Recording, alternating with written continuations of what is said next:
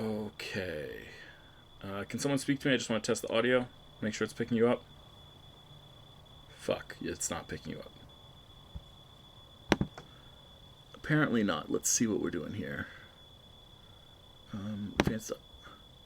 No, I was muted. It is no longer muted.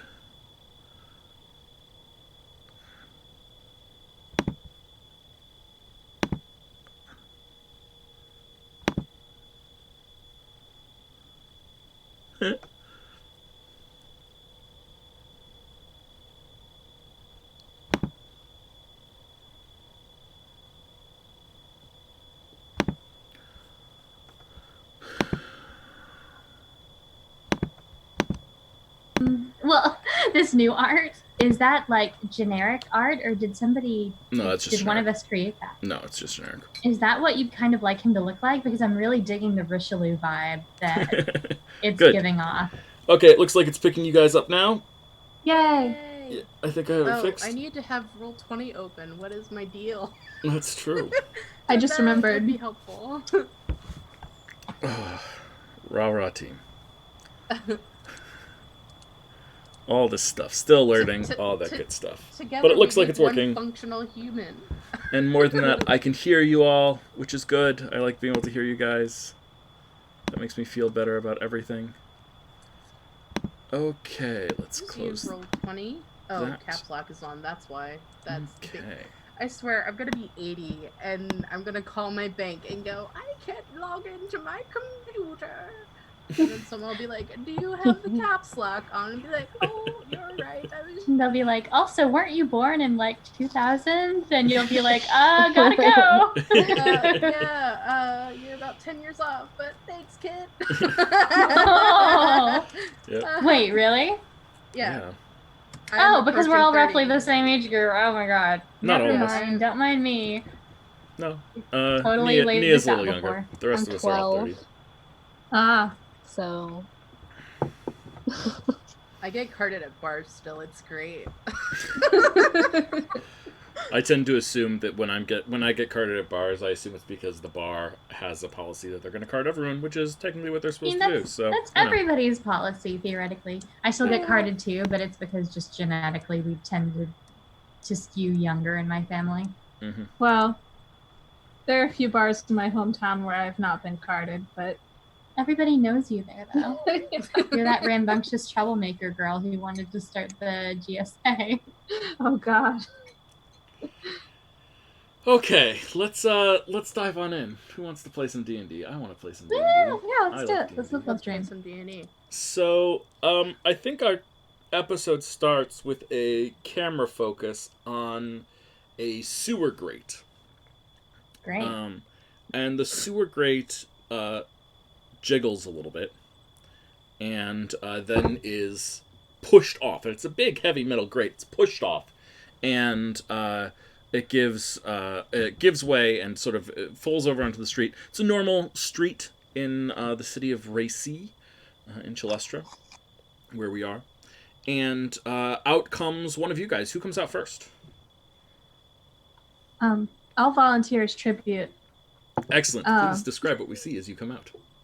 All right. So the creature that you see pretty much scrabbling out of the sewer grate, desperate to get out, is a foxfolk, red fox with what used to be very nicely brushed fur, but it's very bristled at this point. Her dress was a light green, but has now been a little bit muddied by the sewer. And she has still somehow managed to keep her hat pristine, which is a big white floppy hat. And she is a wizard, so she has a very big bag full of notes that have fallen out of her spell book, which is a binder. And I'm gonna just climb right out of that sewer grate and cling to the ground. I'm just happy to be out. Are you carrying anything? Are you carrying any of the stuff that we grabbed or anything like that? No, I don't think I am. I am free of burdens. So you're leading the charge to get out of here mostly. One. Yeah, nice. Yeah. That's great. Wonderful. Let's see. And I think the person who immediately follows you, to the degree of almost like shoving past you to get out, is our incompetent political prisoner noble, Clancy DeMar. Clothes that at one point were very nice, to the degree of ostentatious, right? Just almost grotesquely over the top nice, so in some ways not that nice kind of nice. But covered, but first of all, worn from his stay in the prison, and second of all, just covered with sewer grease. And he just is coming out of here as fast as humanly possible, like, there. Now, canonically, he has Kaz's shoulders. Yeah, so he climbs out, and, like, it's up a ladder, so he climbs out, and it's like, air, and then you hear a voice from beneath, like, you need to help! And he's like, 1 second, just air. Oh, fresh air, saltwater air, sea, air. And then you hear the annoyed voice of Masha Seasworn. This is heavy! Help! And he leans down and reluctantly helps to grab underneath Kaz's shoulders and pulls Kaz out of the sewer. Kaz, you want to describe what you look like? Well, currently this unconscious, very tall, very heavy human. She has golden tan skin, with a little bit paler now from the ordeal. Her eyes, where they open, would be hazel. She's got long, curly, dark auburn hair, kind of tied into a loose braid, pulled over her shoulder, and her loose teal robes are tied over her armor, a little bit muddied now, and she's got this giant sword and a shield strapped onto her back. Nice. And do you think that they strapped the shield back on for you, or was it strapped over? You were two-handing your longsword, weren't you? Yeah. I accidentally was at the beginning, but yeah. I guess the shield is strapped back. The next person to come out is Masha Seasworn, sort of pushing up on Kaz's body to get Kaz over the edge into the middle of the street.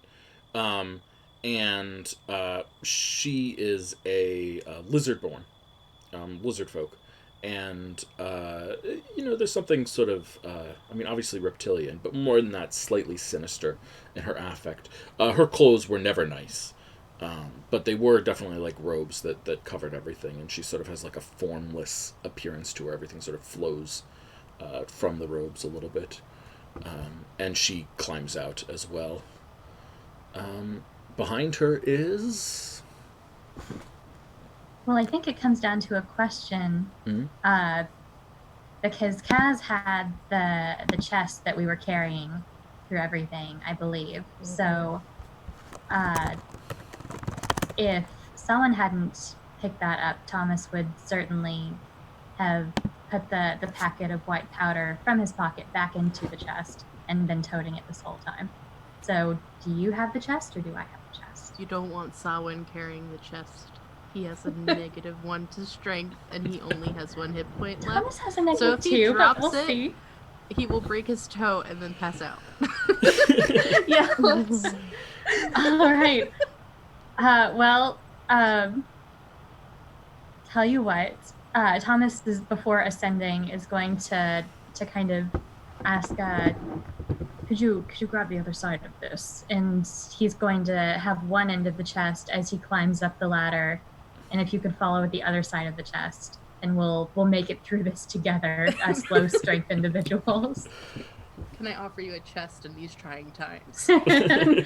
And Thomas, having lived his life by the sea, and being of a particular age, he has long silver hair, kind of curling past his shoulders, a perfectly coiffed beard, somehow untouched by muck, even though they've been trudging through it. He has the ends of his robes almost expertly flipped over one elbow after decades of experience walking by the ocean and not getting wet.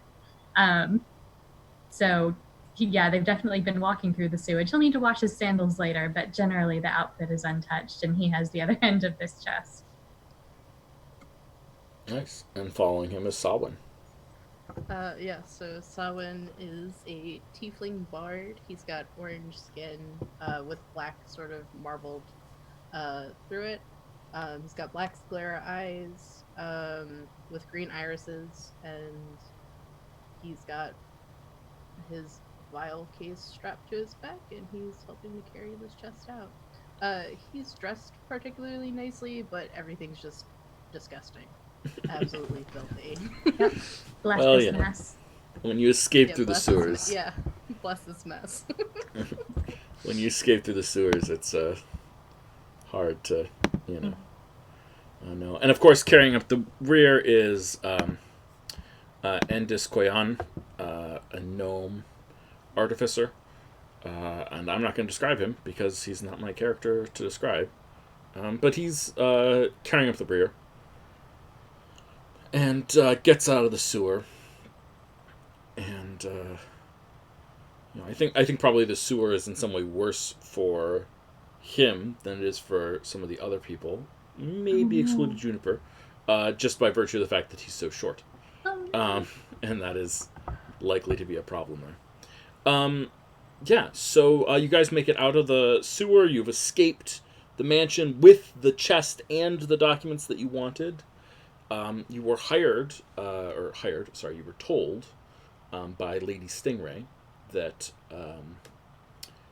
this was paramount of importance, and that you should bring this stuff back to the hideout and then give it to her as soon as possible.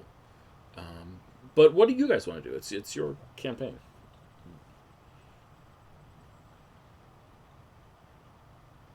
Well, I think maybe we should take over Kaz from here, and we should part ways with you two really nice folks. Thank you so much for your help. But I think we should take our friend. Yes. Where do the two of you intend to go? Do you have lodging? Well, I certainly have contacts who would absolutely take me in. Of course, I'm sure that I still have friends in the city. It's far fetched to imagine that the Primarch's influence could be so extensive as to prevent me from having any friends in the city. I'm certain that I have someone that I could reach out to. I'll be fine. Worry not about me. But I remember I owe a debt. I remember that I owe a debt, and I will not forget that I owe a debt. And he says that sort of pointing at Saul. Shout that louder, as we have guards looking for us. That's a good point. Has any of us done a perception check? What does the street look like? Yeah, let's have a roll here. Thomas, why don't you roll a perception check? Oh, okay. Well, for all that any of us are capable of perceiving much.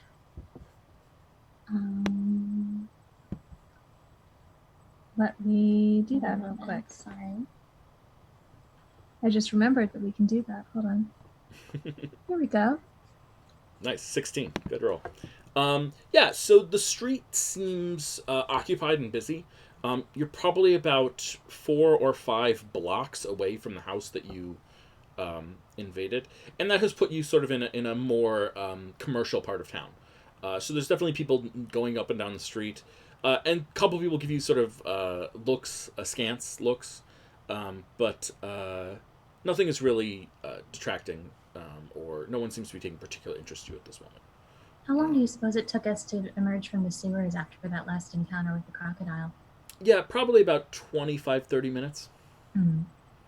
Sewers were not, like, straight, so. So we could squat in the Zaline and wait for Kaz to come to, but there's no telling how long that will take. Does anyone Go to have my employer?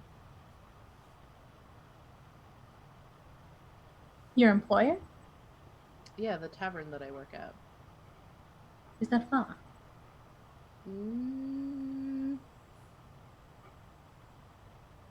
Your call?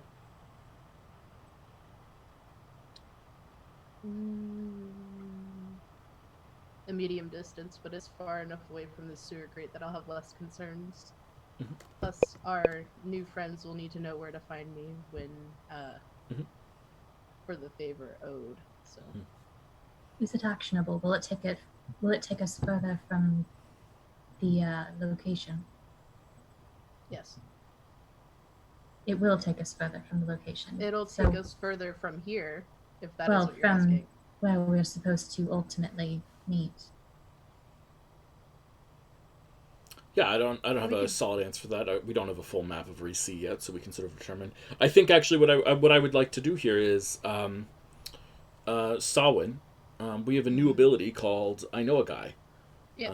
Why don't we roll that to see if you know someone who is conveniently located? Okay. And depending on how you roll, it'll be less conveniently located, basically. So I just roll a d20 for that, right? Plus your charisma. Plus my charisma. Yeah, but not proficiency. Yes. Okay. Alright. This is the first roll of the evening, and I'm so anxious. We got a 16 on perception already. Oh yeah, that's true. Yeah, sorry. Second Pressure's roll. off. Nice. Hey! And a 16 again. Yeah. We got a so trend. yeah, I think so tell me about the tavern and who you know there in particular that you think would be helpful. What do you think? We'll call the tavern the Busted Barnacle. The Busted Barnacle. I think I like that. So it's in the docks. Mm-hmm. And the owner is definitely, or at one point in time was a seafaring person, but has since retired and now runs the Busted Barnacle. So it's a busy place because that's where all the sailors go, but yeah, this is a very heavy seafaring city in general, so there's a lot of bars that are. So it sort of like just blends in with the other. Like there's other similarly like named, I guess, taverns and sure. And the Busted Barnacle, just something the closed like clam, nothing. Yeah, like really, really kitschy stuff like that. Because at one point in time, the proprietor thought that was a great business idea, and then everybody else follows suit. So, yeah. So tell me a little bit about the person who owns this. Are they human? Are they lizard folk? Do they have a gender?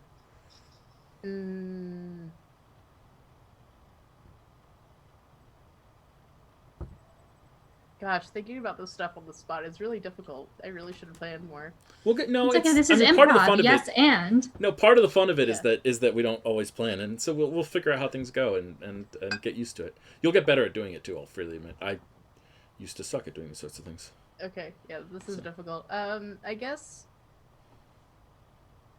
I would want them to be in sort of like definitely like a rough looking person, but definitely like once you get to know them, they're not like super surly or anything like that. They just have that air about them.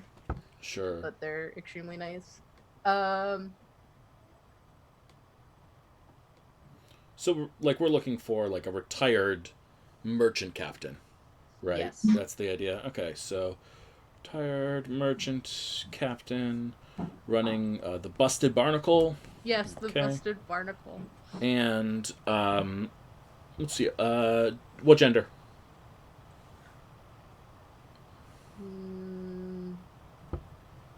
They're non-binary. Okay. Non-binary. And yeah, so we've got a retired merchant captain who owns a place called the Busted Barnacle. They are non-binary presenting. Do we have a species? Statistically speaking, they're likely to be either human or lizard folk, but they can be anything.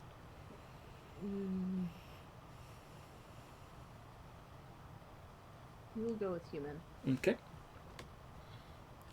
And just to make things interesting, Thomas, do you think there's a chance that you know this person as well?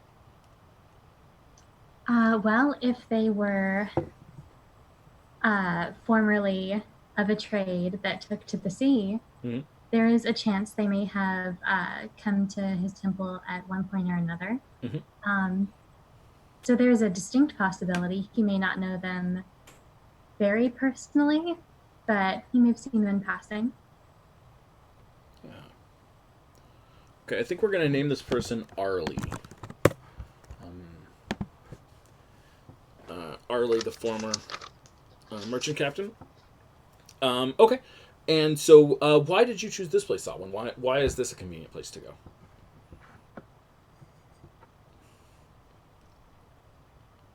So I figured it would be a good place to bring the whole group, not only so that the two that owe us a favor can find me later, but also because Kaz is knocked out, and we can play it off like we've been bar hopping. Nice. Ah. Yeah, it's a little early in the day to We be are bar all hopping. covered in. Day drinking. I mean, Yeah. it's a judgment-free zone. Yes, of course. It's a little early in the day to be day drinking. I thought it was like the nighttime. Planet Fitness of seaside bars. Oh yeah, well it is nighttime. Sorry, you're right. Yeah, so we're it's actually it's a little early to be this hard off, but maybe they started early. Excellent. Yeah. Yeah. Okay. So we make our way there. And you tell Masha and Clancy to check in on you there, right? To check in on the favors and things like that. Excellent. Yes. I like it. So if they need to find me, this is where I'll be, and this will be the place where I perform in exchange for food and lodging. Excellent. So, the four of you and the unconscious Kaz make your way over there. Let's just roll a quick die. And as you are arriving there, is around the time that Kaz, you come to consciousness with 1 hit point. Oh God, what happened? Crocodile? Ugh. I feel like shit. Trust me, you also look at. Well, it's better than being crocodile shit, so all's well that ends well. That's true. Where are we? That's a good question. Solon, where are we? We're at the Busted Barnacle. So we could come inside, gather our bearings. This is not the first time that I have come back to the bar in such a state. Oh. So, Bless his Harley little shouldn't horns. think anything of it, and we'll just assume that it's normal for me to be with. Yeah, so I think when you enter, Arlie looks at you, Salwyn, and I think they are hoping that that you'll like play a little bit, like because business is always better when there's a bard in town playing or whatever. So I think they look at you like that. Arlie, old and retired, gray hair that's very long but in a bun at the back of their head. And put together very cleanly. Think jagged scar down the left cheek, and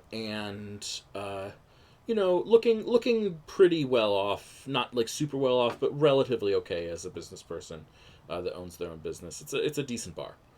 No one's. This is not a place where people are getting their throat cut in the alley behind the bar. It's like 2 steps up from that. So, yeah. So Arlie sees you come in together and says, "Solid. Hello. How you doing?" Can you give me like 10 minutes? And I know that look. I know it very, very well. Yeah. So if I could have like 10 minutes to. This is not good for business, and they're not good for business. And as I'm talking, I'm like snapping my fingers and doing prestidigitation to try to clean everybody up. Yeah. I love like, it. I understand. Yeah. We walked in like this. My bad. Yeah. Of course. Yeah. And so Solon looks like relieved that that's happening. Yeah, I don't have the magic myself, but but you're here. Are you going to play tonight? Excellent. Yes. Like I said, give me 10 minutes and Sure. Yeah, I'll put the word around so people know that there'll be a show. Is this your band? Just friends. No. Band They're of just my something, friends. that's for certain. Excellent. Okay. Odd bunch. But fair. Well, I am odd myself. Fair. And they turn around, and there's like a boy that's working behind the bar, maybe 12 years old, and he just taps the boy on the shoulder and says, "Go let people know we've got a bard playing in about 10 minutes."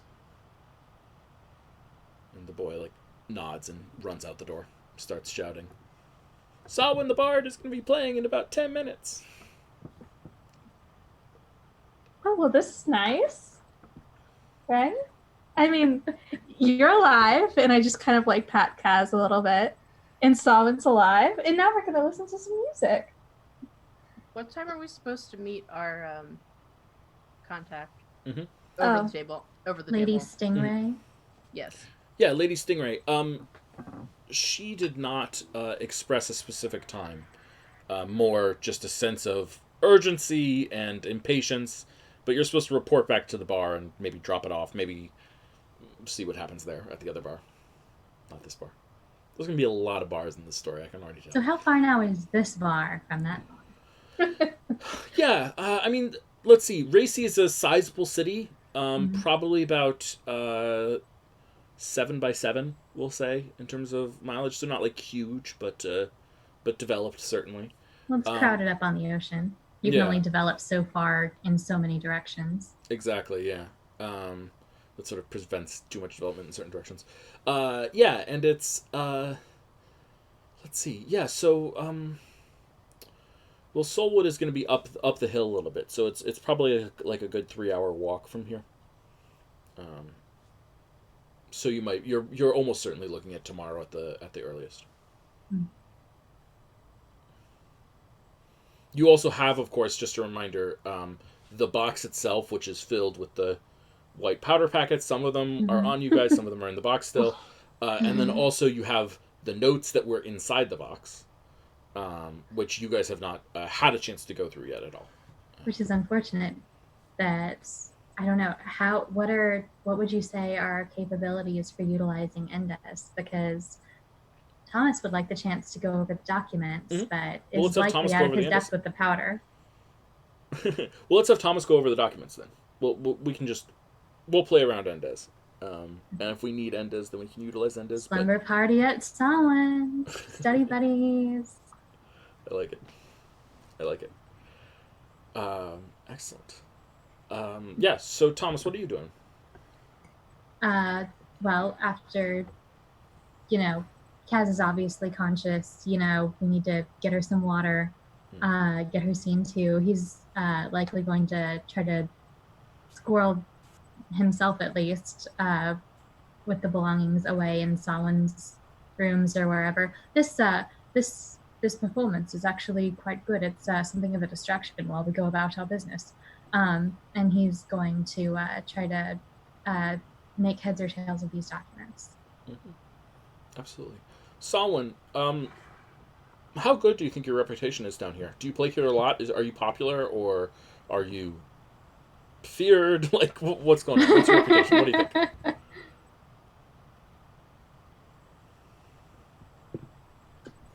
I'm trying to think.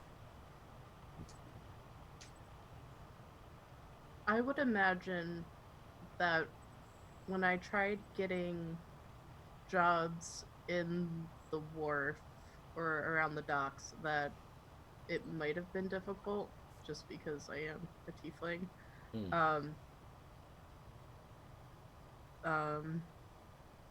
I kind of feel like the busted barnacle might have been a last-ditch effort before I would try my luck elsewhere, and Sawin would definitely avoid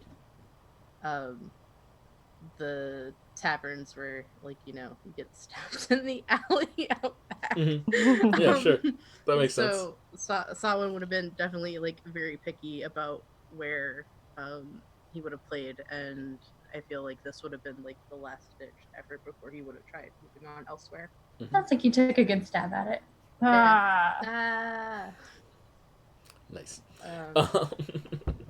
Okay, yeah. So this is So you've been playing here for a while. So there's probably some regulars that know you and are familiar with you and things like that, and then some other people come in as well. Just because not every night does every tavern have a musician or a bard in it. Mm-hmm. So yeah. So you're playing some music. Juniper, Kaz, are you guys listening to the music, or are you helping Thomas with the documents, or what's going on?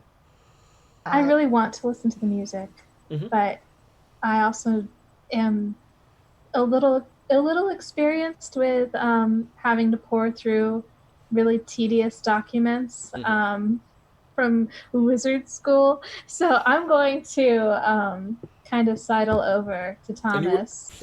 And you were a student at the Tranquil Tower, right? Yes, I was. I was a student at the Tranquil Tower. So, okay. Well, Kajan, we may need a lookout at some point. Obviously, Solon will be commanding the room, but won't have a way to get a message to us if anyone should enter. Kazan is going to she's going to go up to Sawin and just pat him on the back and say, well, we're both pretty injured, but you have a performance, so she's gonna dump all 5 points of lay on hands into him just so we feel a little better for the performance. And then so sweet. And then she's gonna go back to Thomas and say, I wouldn't mind being a lookout, but I also kind of wanted to listen to the music. I think I might be a little bit too distracted to do a great job. Okay, that sounds... I'll do that, yeah. That sounds fine with me. Is it okay if we crack the door so we can listen to the music? Yes. Yeah, I mean, yes. I think it's an open room. I don't think we have a... Do we have a back room, Solon, that they would Solon be allowed doesn't into? have a room? Or is this where you're saying? Yeah. Okay, so are you letting them upstairs into your private room? Yes. Okay. Ooh. Excellent. I would have Dear diary, today I... No, I'm just saying that's better than, like, you know, it's certainly awkward to, like, dump out several bags of white powder inside a bar. Yeah, definitely. Well, it depends on the bar. Yeah, that's but I'm Mr. Samhain Timberlake, this is quite illuminating. I'm assuming that Masha and Clancy have taken their leave. Clancy already. Yeah, I don't want them to know that I actually live at this bar. No, okay. They are unaware. You just told them to look for you here. Okay, incidentally, because they were handling Kaz while she was unconscious for a little while, Thomas would have kind of been keeping an eye on their hands as best he was able, try to make sure they didn't make off with anything. Yeah, neither of them did. I think I would normally I'd have you roll to investigate that or roll to perceive that, but the situation that they were in was not one where they were going to be capable of stealing very well.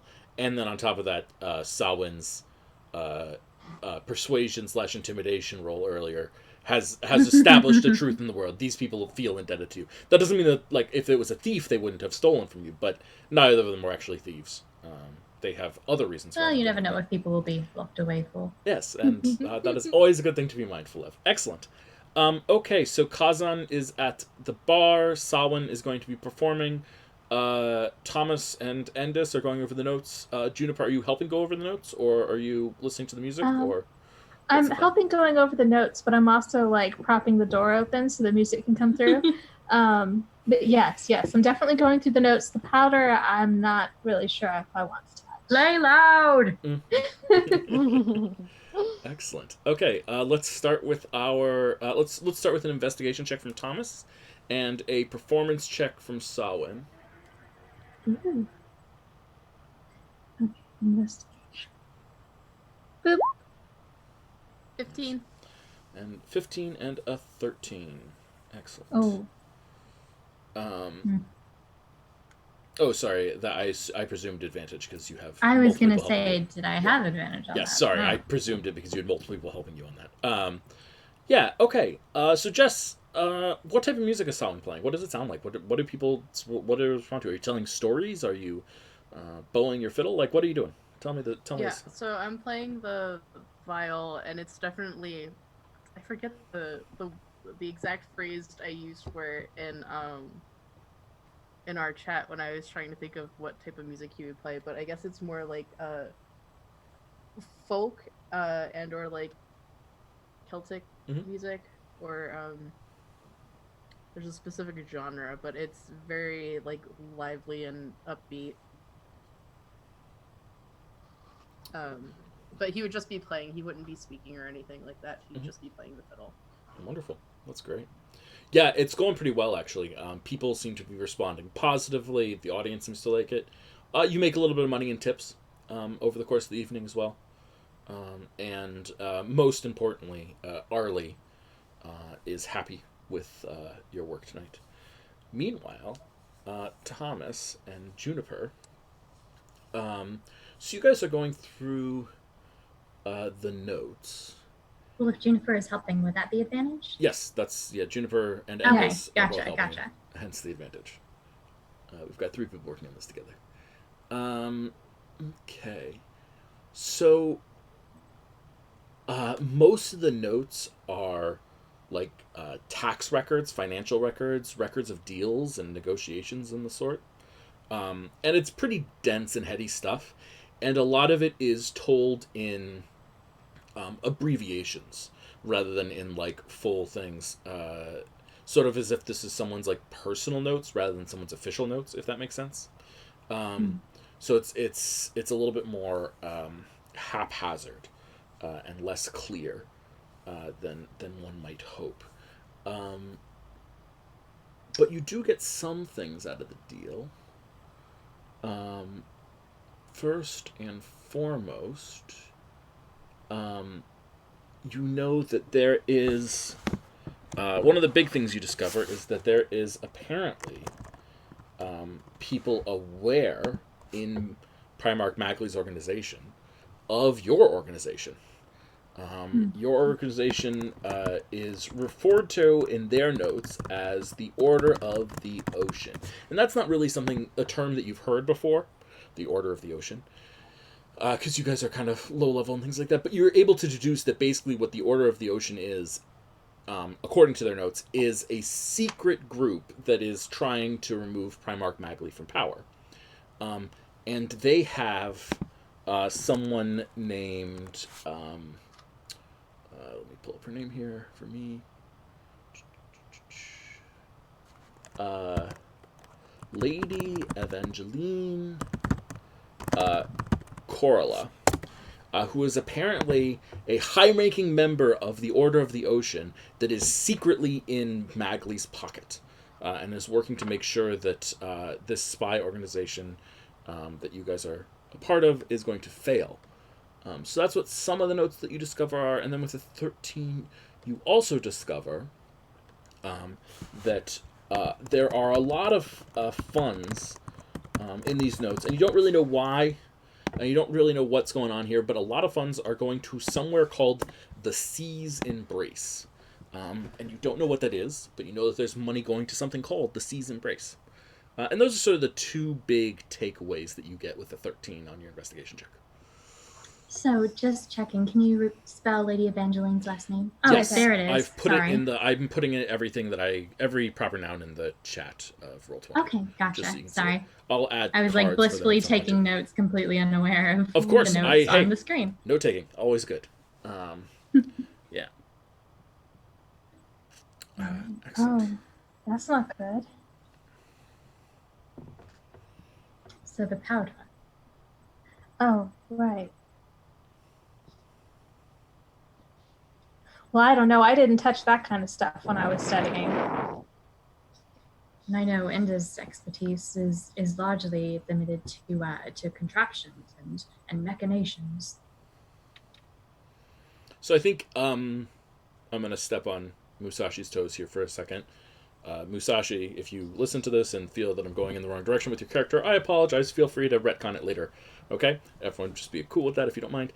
I think he's going to say something like, I need a closer look at the powder, and take it to his personal workshop and conveniently exit stage left for the rest of the episode so we don't have to worry about him. If that's okay with everyone. Is there a way to break off a little bit of the powder for him to experiment with in a way that may not be noticeable for when we turn this in? That's up to you. Can you come up with a way to do that? You can skim some off the top. Really? Is that how they do it in the books? I don't know. Is that how they do it? Never mind. It's all right. I'm teasing with you. Yeah. So it's it's these packets, right? It's these are there still 8? I think there's still 8, right? Yeah, 8. There were 6. There were 6. Mm-hmm. Excellent. Yes, there are these 6 white packets that are filled with sort of a white powder of some sort that Endis believes is explosive. They weren't bricks. They're powder. Were bricks. They're powder. I thought they were like yes, pressed. they Like are were pressed. compressed They to are a pressed. certain Yes, point. they Yeah, are could pressed. be Okay. Yeah. And also, if I remember correctly from last session over the table stuff, Yeah. I know that Endis didn't really know what it was, but Sawin took a whiff and deduced that it was like sulfur smelling, so he just automatically assumed that it goes kaboom. Yes. Yeah, I think that's absolutely true. So I think that he wants to analyze it more deeply, see if he can find out exactly what it is, and what its uses are. Well, if it helps us, and if they don't know how many of these were in the box in the first place, then taking one shouldn't hurt. I mean, if it's just all for like the good of the group and everything. Then, of course, if they were expecting a certain amount and we turn up short, well, we could say that we lost it in the sewer. Crocodile ate it. Oh dear. Those things are evil. Former crocodile at that point. All right, crocodile ate the powder. I'm good with that. All right, if we're agreed. Crocodile ate the powder. Nice. High five. Dastardly things, those crocodiles. High 4. Still. I love the idea that the Fox folks' first instinct is blame the crocodile for everything. Yes. I approve. Okay, yeah, so Endis will then take the powder and what remains of his hit points and go to his own workshop, which I'll ask him about his studies next time when he's here. Okay. So he'll take 1 packet, and so you guys now have 5. Oh yeah, can we go downstairs now? Listen to the music? Yes, let's go downstairs. Yes. He's going to pack everything back into the chest, and actually, was there a lock on it? Yeah, not like a very complicated lock. The end is the good job of opening. Yeah. Wow. Wait, he blew it open? No. It was like a complicated lock rather than a dexterous lock. It was like a code lock. It was like the first thing that happened. I'm Code having a lock. hard time remembering. Man, I'm gonna forget things all the time. So, it was like a code lock rather than anything else. So if we were simply to close this, then it would be secured to our knowledge. Yeah. Sure. Right, I suppose one last question before we rejoin everyone. You said there were sets of initials here and there. Yeah. Within the documents. Are any of them some that Thomas might recognize offhand? Yes. Let's see. Definitely. 100%. You would certainly recognize, obviously, MB as Magli Blackice, probably. Obviously, and then there's initials of businesses, it looks like, maybe, or something like that. Like, because you get, like, there's a couple of things, like the Sea's Embrace was the Sea's Embrace the first time, but then later in the documents, or they're not in order. So one time you saw the Sea's Embrace, but the rest of the time you saw TSE. And things like that. Let's see, would there be any initials that Thomas specifically would notice that would jump out to him?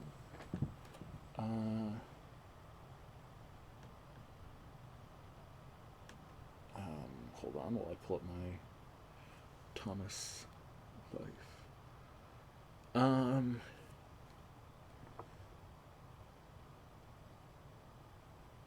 Yeah, you know what? I think there is a note that you would notice in particular. It says, quote, must bribe OD. And I'll leave that there.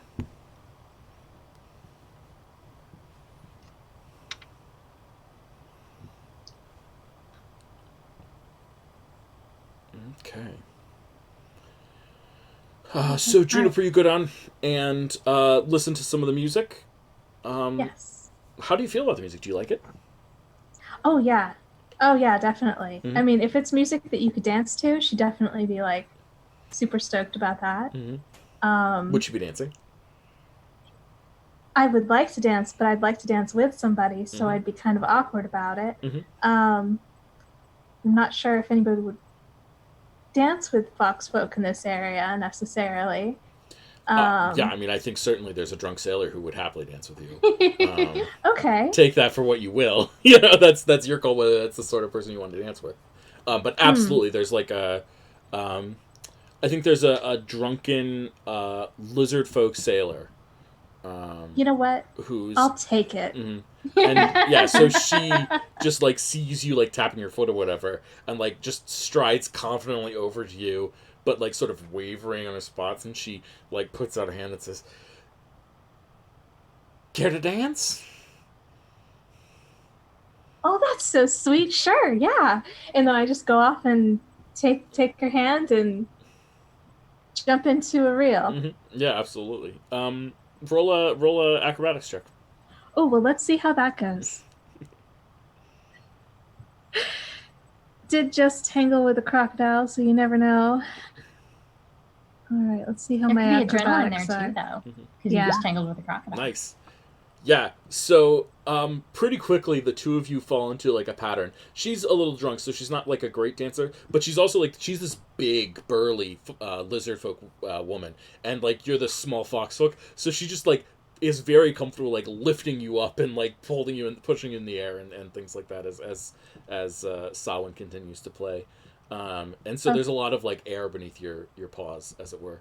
Yes. And you're just spinning around in circles and things like that. And she seems to be having a good time. Yeah, absolutely. So the song comes to an end, and she puts you down and says, that was nice. What's your name? Juno, thank you very much for the dance.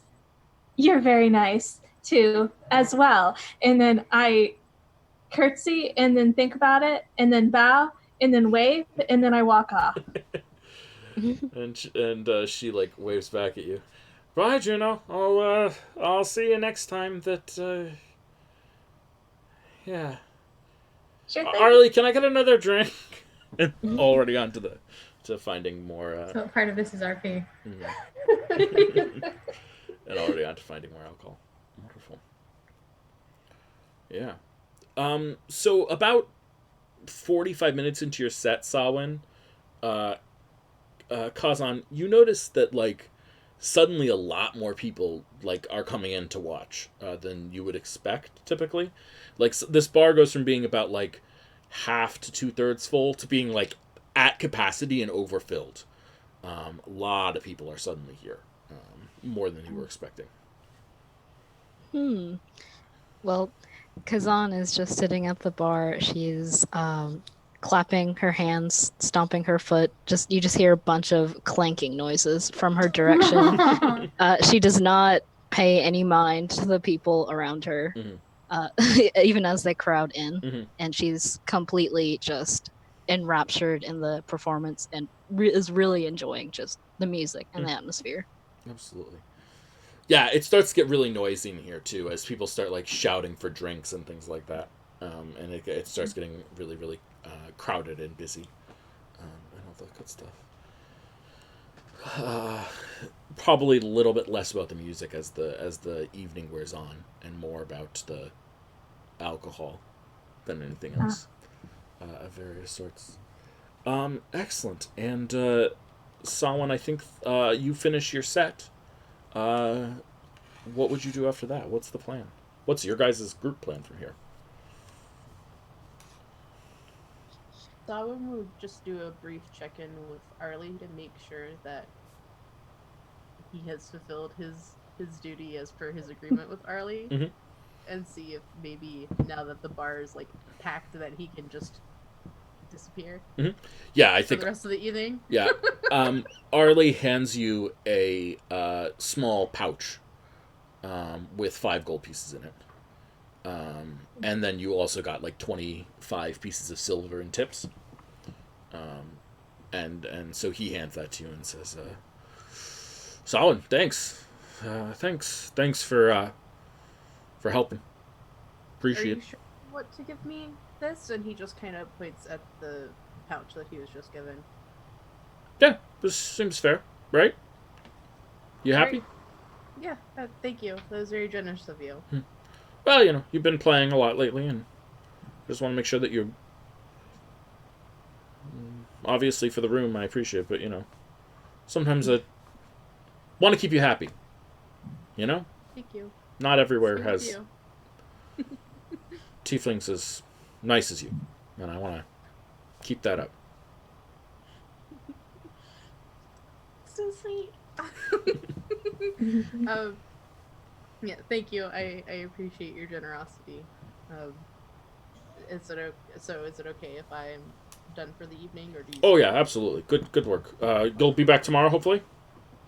Of course. Good. Where else would I be? And then I just kind of do a short bow and we'll walk away. Absolutely. Excellent. So you let's see. Do you adjourn to your own rooms? Is that the plan? I will walk over to Kaz and then just kind of walk arm in arm with Kaz up to my room. Thanks. I think I'm not doing so good. Yeah, and getting to the back door up to the rooms is a little bit of like a chore because there's so many people just sort of there, and they're not like aggressively shoving people. It's not like angry, but it is like so crowded. Like it's almost like being at like a rock concert, and like there's so many bodies everywhere that like it's hard to almost get through the crowd. So, but you make it. And Juniper and Thomas are up there as well, I presume. So Thomas never fully descended. He's just kind of mulling over the chest and keeping an eye. He'll peek out every once in a while to see the room, but he is still up there. Yeah, and let's remember, just for the sake of visualization, the chest is very ornately decorated, right? It's carved in many different ways, sort of ocean-themed backdrops carved into it in sort of this very delicate pattern. In that case, could he have taken a rubbing of that? Absolutely, yeah. 100%. You can... Just taking a piece of parchment. Actually, he has 3 pieces of parchment. What's up? And just kind of like go around the edges of the chest. Yeah, absolutely. Yeah, so you find some of the most ornate parts of it and get etchings of them, or sketchings of them. Whatever. Yes. Rubbings of them. Thank you. That's the word I was looking for. Absolutely. Good. Beautiful. Fold those, tuck those away. And so everyone is now upstairs in Sawin's room, except for Endez, who has gone off to his own workshop. Yes, mysterious explosive things. I take a look at the documents. Mm-hmm. Is there anything of note? Thomas. Oh, something that Thomas might have missed? Yeah. Yeah, or just like anything that might be like, it's always good to have Sawin specific set of or Sawin specific. Yeah, absolutely. Roll an investigation check, Sawin. Love that. I don't think that's one of my good ones. You can do it. Watch it be a 20. Is it one of my good ones? It's investigation? No. Oh yeah, no. My boy dumb. 7. Oh. Yeah. I didn't know that was how you pronounce Sawin. I've been doing it wrong this whole time. Yeah, it's pronounced sort of like S-O-W Sawin. So no, I was just joking. 7 versus Sawin versus. Sorry. I was struggling with pronunciation for a while, so I just presumed other people were. I can do better. I think you do find something, Samhain, with a 7, but it is emotionally upsetting to you. This You is too early for this. This is only our second. We were warned. It's only minorly emotionally upsetting. It's not like hugely emotionally upsetting, but you find a list of initials, and it's a list of. It's interesting because it's a list of 47 initials, and the first one up there is IS. The second one up there is PI, and pretty far down there is another one, PH. And I think between those 3 sets of initials, IS, PI, PH, you are able to deduce, and then the number, 47, you were able to deduce that this is a list of people who died in the explosion in Kurama. IS standing for Illumina Starborn, PI standing for Perilla Ironwalker, and PH standing for someone from Samhain's backstory.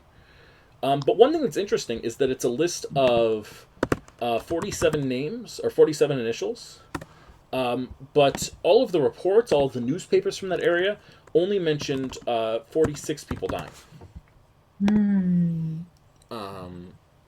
So perhaps there was a mistake somewhere, or someone's on this list that's not supposed to be on this list, or something like that. Who knows?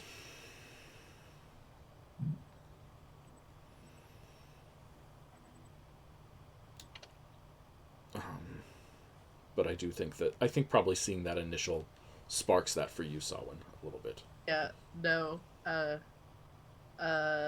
Samhain would kind of be like tearing up, staring at the page, and not saying anything for a really long time. If anyone would like to roll an insight check to notice this, I will give you the opportunity to do so now. I would like to. Please, Juniper. Okay, let's see. Oh, let's see how that goes. Mm-hmm. Yeah. Myself as well. Okay, Thomas. There's a young man crying. Okay, let's see. Yeah, no, I'm having a grand old time. Oh my god, we're in his room. Oh man, I think Juniper, correct me if I'm wrong, but I think you're like Samhain is looking at this sheet of paper, and I think you're kind of distracting Samhain by telling them like how great you and how much you enjoyed their performance of like the music and things like that. No. 100%, actually, yes. Yeah. It was just so nice, and someone danced with me, and she was okay.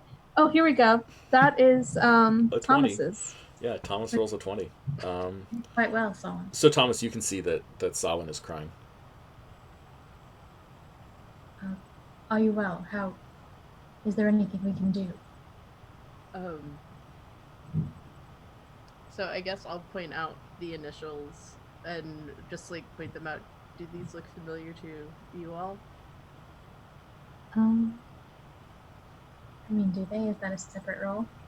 Or does the 12 you got earlier carry for this document? No, I think it carries. I'll allow it. At least for the more recognizable initials. Mm-hmm. Yeah. So Samhain will just point out where it's like a list of, or the 47 names, 46 is showing as a total body count for the incident, and then he goes, he just taps the third set and goes, "This was a dear friend." And then he says nothing else. He says nothing else. I know we all have our own reasons for coming to this endeavor, and I certainly, I believe if we are steadfast, we may see some meter of justice for those who have been wronged, although, of course, at this point, the purest form of justice would be making sure that their fate befalls no one else. He just nods. If ever you should need an ear, come to us.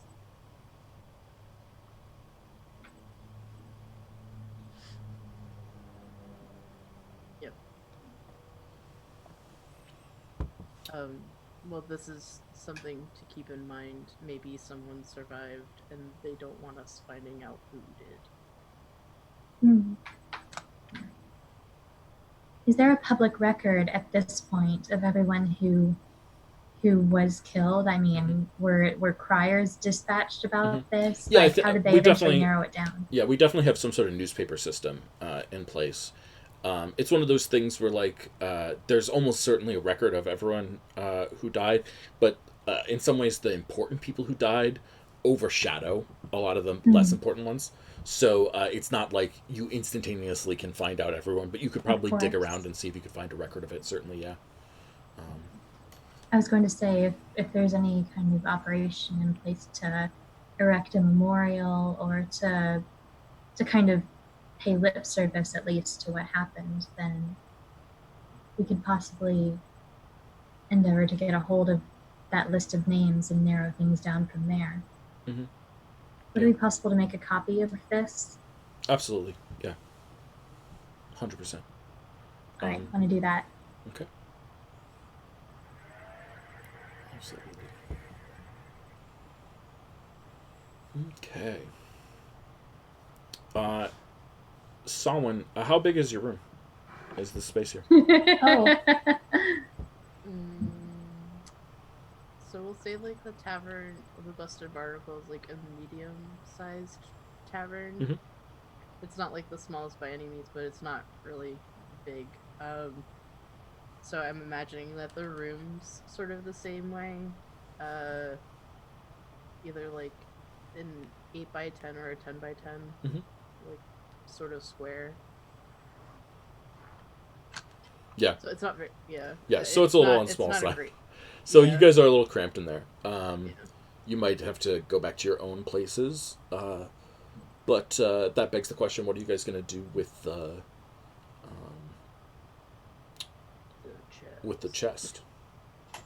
Are you leaving it in someone's house overnight? Is one of you taking charge of it? What's going on? Well, if Endus is going to be up all night, and he has his own...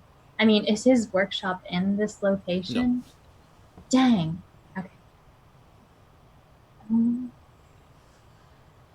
You probably all have places that you guys live, right? Let's see, who's local to the town? I know Thomas is, and Samhain is too, to a certain extent. I actually did mean to workshop that with you a little bit, but I forgot to message.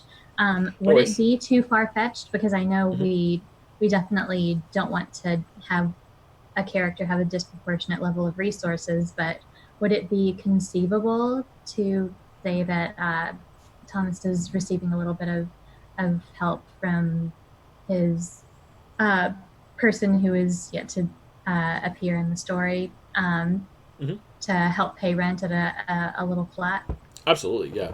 I absolutely think that's possible. I think that I have no objection to certain players having disproportionate amounts of resources, especially since D&D is a team game and fundamentally you're all on a team. So I'm not worried about one of you having like an advantage over the other players to a certain extent. Okay. But the thing is that if you have like I wouldn't even object to the idea that Thomas's church is still around, right? Is what? Sorry. Thomas's church or locale is still around potentially. I don't know that he has returned to his former temple yet, based on just his guilt over things breaking bad and not being able to avoid imprisonment himself, let alone free. Yeah, I mean, his former sect. Either I way, don't know that he's returned to it. Yeah, either way, though, I think the rule of thumb is that if you have additional resources, which is fine, then there's an assumption that you will also have additional responsibilities in the terms of managing those resources, right? So if you have relationships with people, well, those are relationships that I can exploit. Yeah, I know. I'm looking at these initials already, like, I'm in danger. Who's not? But, excellent. Okay, yeah. So you would say that you have like a volunteer. flat that's being sponsored by I've forgotten their name, but that person. Yes. Yes. Okay, sounds good to me. Oceana. And he's going to volunteer Because it likely has a room or two, or a room and a central living area that he's going to offer. If anyone needs to be put up, I do have some extra space. Yeah. Juniper or Kazan, do either of you need to be put up? Both? I think while this has been happening, Kazan had posted up by the door to kind of just sit in front of it, and as this whole thing has been happening, has passed out from exhaustion. Nice. 100% approve. Okay. So Sawen's going to sleep in the doorway, in full armor.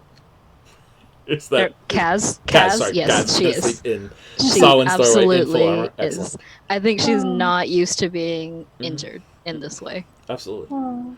And Juniper, where are you going to stay? Well,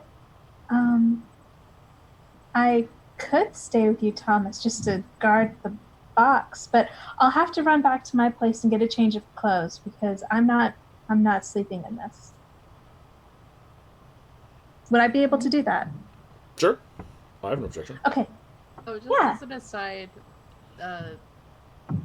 Sawen would have cleaned us all off so we wouldn't reek of sewer. Prestidigitation. Yeah. Oh, that's true. That's what the snaps were for earlier.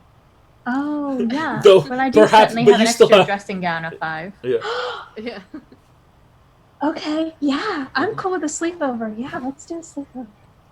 Well, I would feel confident either leaving the chest with 2 of you or taking it with us. As long as there are multiple people present, it'll be harder to access if anyone were to make a move on it. Well, So, like, Sawen will just kind of casually just poke Kaz and be like, I don't think she's in a state to do shifts with me to keep an eye on the box. I'll need assistance to put her... She can sleep in my bed this evening. I'll sleep on the floor. Nice. Poor thing. She does not stir, I think. Yeah. Aww. Do you remove her armor or anything like that, Sawen, or? I think think we would try. help. I think it would make her more comfortable, and I think that's what he would do. Okay. Aww. Absolutely. Do you want me to do a sleight of hand check to remove all of that? No, I don't think it's necessary. People, Okay. Thomas, you're just hanging out to help and things like that. Because the biggest problem is like the weight, right? It's heavy armor and it's in weird, and it's strapped on tightly and things like that. So as long as there's 2 people there to help, I think it's no problem to pull it off. Cool. Then we'll take 20 and do it.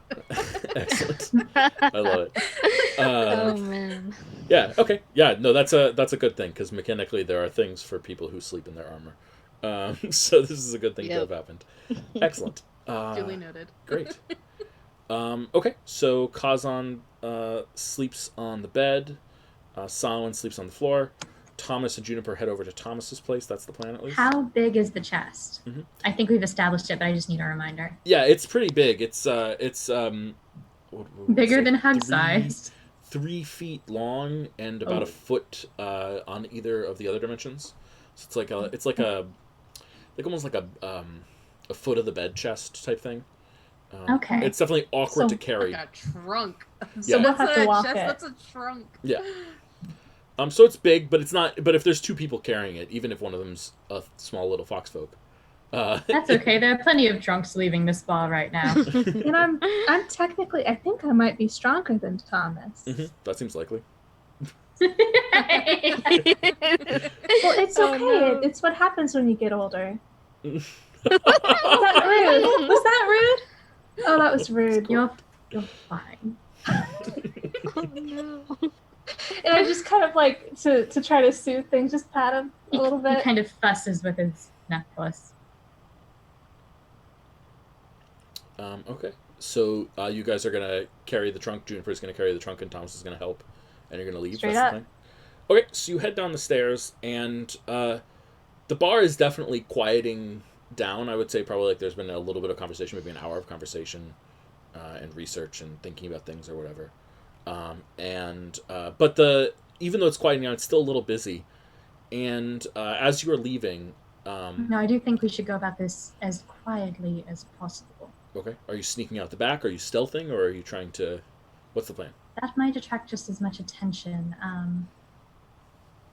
I think he would communicate that he would like to try to stealth if possible.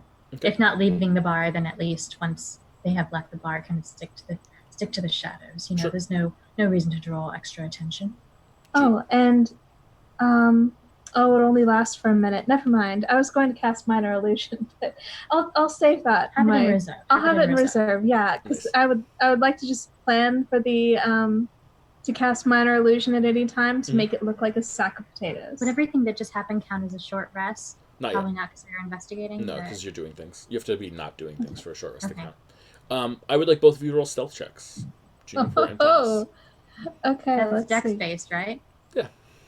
Yeah. Let's see. So my stealth is this one. Okay. And Thomas, your stealth is here. Nice. Okay. No. That went horribly. 12 and 8. So, I think you're spotted, because I think that's what with our powers combined, we're at like a 10. Right. That's how that works. So, someone notices, and I think it's the lady that asked you to dance earlier, Juniper. Oh. Still drunk, but ignores you entirely, and walks up to Thomas and says, "Hey, aren't you Thomas, right? The ocean god blessed person?" I am ready to serve them, my child. How may I help you? Yeah. A little stiffly. No, you were on a boat with me one time. Sorry, you looked really familiar. I came up and you just looked familiar to me, so I came. On which boat? Oh, well, under Captain Oceana. Oh, yes, of course.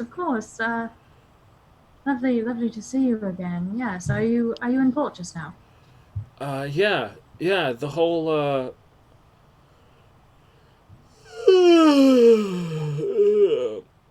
the whole group of us docked. We're supposed to be in port for like 3 weeks rest, a little bit. So we were told. Be here for the next three maybe 4 weeks, and then we're taking off again. Is this a surprise to Thomas, or is this something that they would have been corresponding about? It's a surprise. Okay. Well, if you do see Captain Damaris, do give her my fondest regards. I'm sure we'll meet again very soon, possibly sooner than she might expect. Yeah, sure. Okay. So this person, she doesn't have a clue that like about your relationship with Oceana. Yeah. She just like knew. But that's your encounter. Okay. And then you guys head back to your place. Out of curiosity, are we anywhere near the shipyards where quotation marks merchant ships would be docked? Like, would it be closer to go there than it would be to his place? It would definitely be closer to go there than to go to your own place. But there's no guarantee where that Oceana would inherently be there or anything like that. Of course. It's unknown. Okay. But it's your call. Well, he's going to turn to Juno and he's going to say, change in plans, and perhaps we should stick to what we discussed with the other two. But I do have an acquaintance, a dear friend who may currently be docked in the shipyard. It's a little closer than my place, and I can't say that they would be expecting company just now, or that they might not take any extra attention well. But would you like to try and have a night on a ship? Oh, I don't think I've ever been on it. I've never been on a ship before. No, I haven't. Yeah, I'd like to. If we're safe, we'll be safe, right? Safe as anywhere in the city, under the current climb, I assume. Because we did just run into a crocodile. I do not believe they harbor crocodiles. Okay. A few lizard folk, perhaps, but... Oh, I'm good with that. Okay. I'm good with that. Okay. I wouldn't want to alarm you. Okay. So long as we're not in crocodile waters, I'm good. Because I just had a day. That's quite understandable. Okay. So let's go there tonight, and we'll strike off tomorrow once there stops to be activity on the docks, and perhaps we'll be able to rendezvous with our group and return this item. Okay. Sure. So I guess he's gonna try to lead them towards the docks. Yeah. We're just gonna hobble our way over with this giant. Look. Yeah, so I think that's our closing shot is Thomas and Juniper heading towards the docks. Juniper holding this chest that's roughly half their size, a little more than half their size. But carrying it pretty confidently, right? And making their way towards the docks. If we have cargo. And I think with that, we should take our break. That good with everyone? All right. Yes. All right. And that's the plan. Hi, stream. We're going to be gone for about 5 minutes. I stream, you stream, we all stream. We all stream together. Excellent.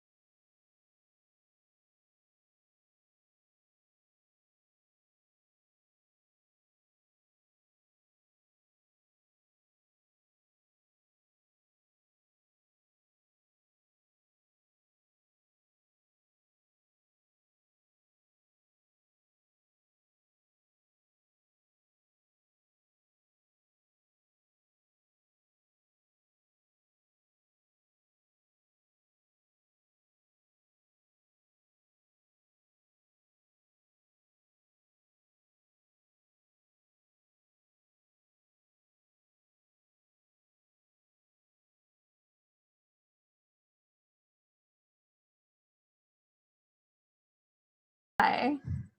Oh, there we go. We literally just started back. And we're back. Oh, hi, family of Sarah.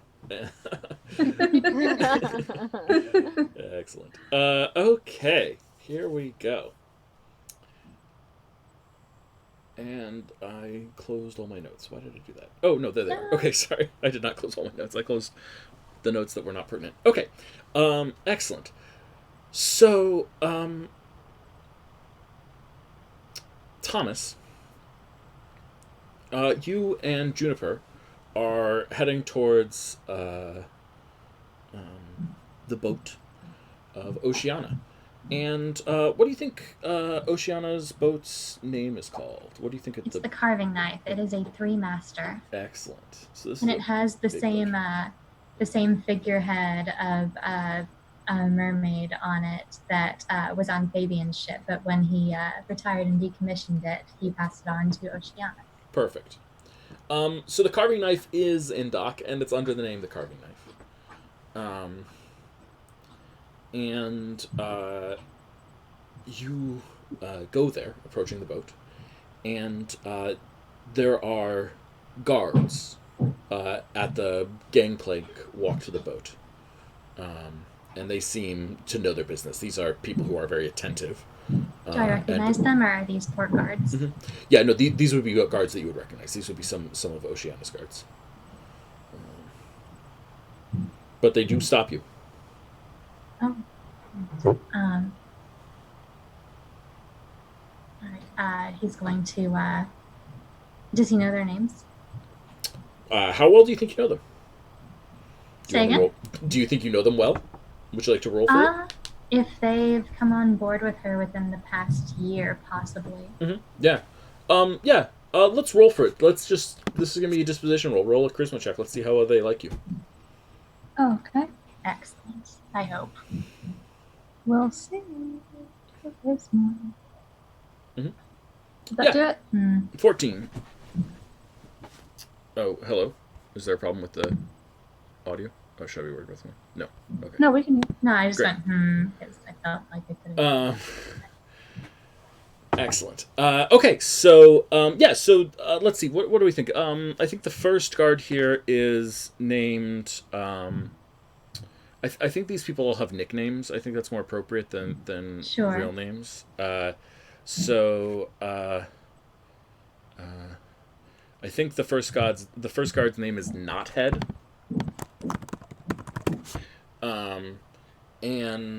He is like super loyal to Oceana, like overprotective.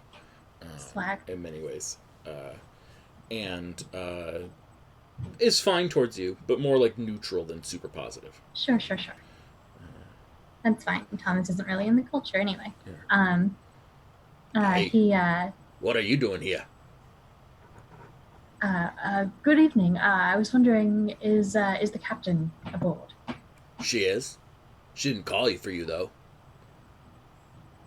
No, I believe she didn't. I just thought I'd see if she were taking guests at the moment. We have an article of interest that I thought might catch her attention, and was wondering if she might trade an evening of sanctuary for a glimpse.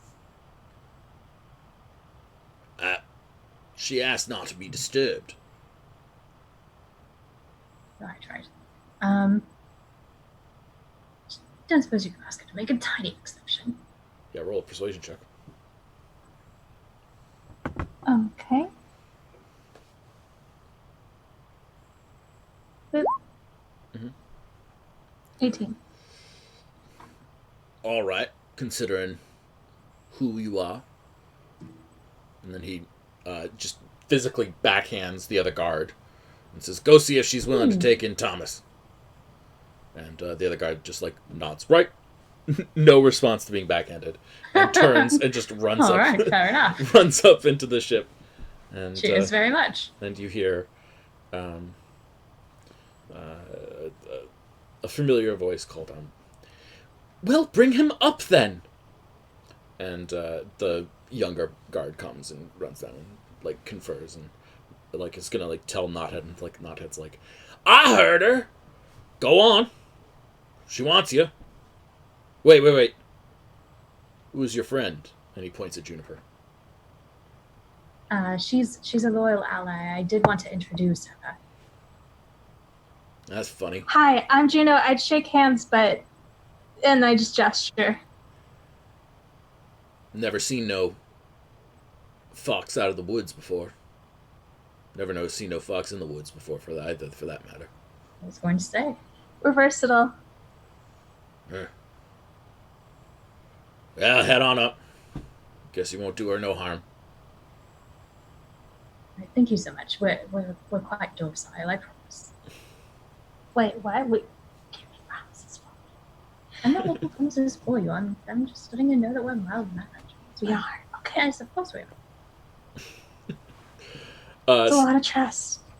Yeah, so you head onto the ship, and the carving knife is an incredibly elegant ship. This is very well put together. It's old, it's seen a lot, but every time it sees worn down, it seems it's rebuilt and reconstructed and polished off. It's survived many battles, but has also had plenty of riches for that surviving as well.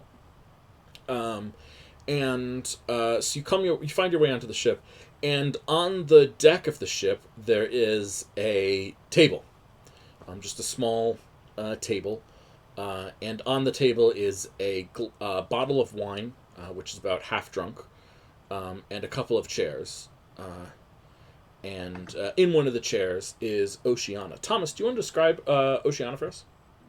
Yes, she is about 5'4", with a very long, elegant, dashing, embroidered coat.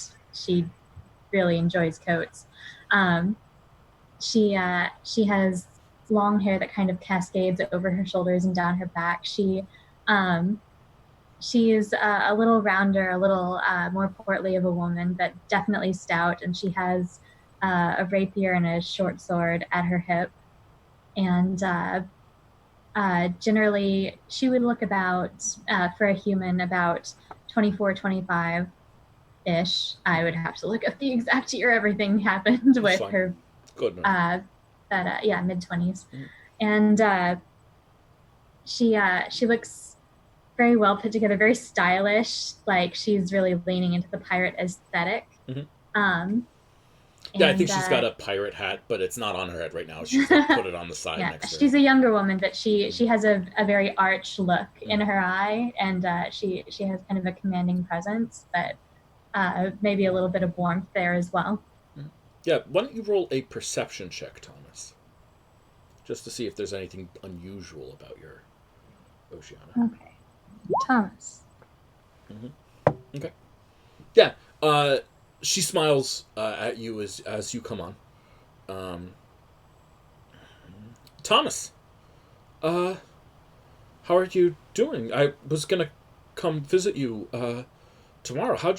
I'm surprised you heard I was in port so quickly. Oh, darling, it was a chance encounter, and I couldn't help but come and say hello, especially given the events of earlier this evening. I've rather had my own adventure. I believe it's a little bit more exciting than I usually go in for. But this is a dear friend and acquaintance. This is Juno.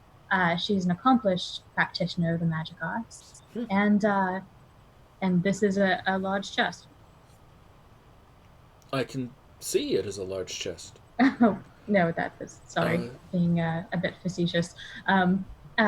Juno, this is Captain Oceana Damaris, the commander of this fine vessel, the Carving Knife. Oh, so Juno is going to put down the chest as quickly as possible without breaking her back. Plonk. And, yep, done. And bows a little bit and just is looking at Thomas like, who? What? What the heck is just going on in her brain? It's geometry in the back. Yeah, pretty much. And I think Oceana is very gracious and says, well, Juno, it is a pleasure to meet you. And she extends a hand towards you to like shake a paw. If you and very elegantly reaches out the paw and then not so elegantly shakes. Yeah, it's a little bit more aggressive. So her arm is like a little pulled out, and she just raises it and snaps her fingers twice and calls for another chair and glass. And now there are 3 chairs around a table on the desk of this boat. Oh my. And 2 new glasses are brought. There was a second glass that's used that is taken away, and she pours wine for all 3 of you. Noted. So you had an adventure today, Thomas? Something a little out of the ordinary, yes, and I am rather glad you were here at this time. Obviously, there's something I wanted to discuss with you, and it's terribly convenient. I'm glad we caught you awake. Oh. Oh yes. Oh. Well, what I have here. We came across a bit of information tonight. One piece of which, I mean, mostly it's nothing, bills, receipts, etc. More of a courier mission than anything else. That's right, I'm an adventurer now. No, just kidding. It seems like an odd choice for you this late in life, Thomas. Isn't it? Isn't it? Very well, I suppose. I mean, well, given recent events, I had to do something, you understand, yeah? I guess. But what? I came across something that been eating away at my mind just over the past few hours. It really is so miraculous that you're here. Well, I was wondering if you might put your old man up for a night, and I had something. Just a note that has been ever so perturbing. Of course, there are a million people with your initials in the world. It's not so uncommon. I did stumble across a note. Not sure of the sender at this point. It mentioned something about a bribe, about bribing you specifically, and I just wanted to make sure that you were quite all right. Of course. The sea gives and the sea takes, but I will be fine. Okay. I'm not sure who to insight check at yes, this. Yes, please, roll an insight check. But I think you can insight check the situation. Absolutely. Yeah, I'm going to just... my insight's not too good, but I am... Yeah, okay, I'm trying to insight check. I'm trying real hard. Yeah. Yeah, so I mean, you're following the conversation, and I think what you can tell with a 5 is that there are levels to this conversation that these people are not telling you. So you're aware that there's more going on than is being said, but how much of that you want to feel like, but you can't pick up on what those levels are necessarily. Yeah, it's like he called her darling, but like, what is she to him, and initials from what? Yeah. And yeah. Yeah, so there's a lot going on here. Tell. No. I was OC. Yeah. So there's a lot going on here, obviously. Well, dang. Well, I know that things can be a little fraught, and I do know that obviously you and your crew are doing quite well for yourselves. Thomas, you always do this. You're talking around the issue. Just ask your question. Are you safe? Yes. I am obviously safe. I am quite safe. I am safe and in good hands. I'm well aware of your capabilities, and you know I trust you. What you and your father do, it's beyond me, and I trust that you know what it is that you're doing.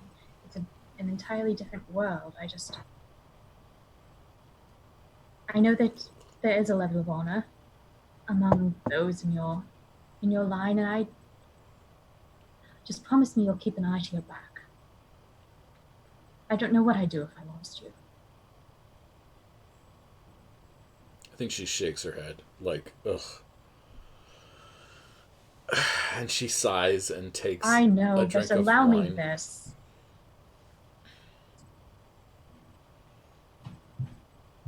I'm fine.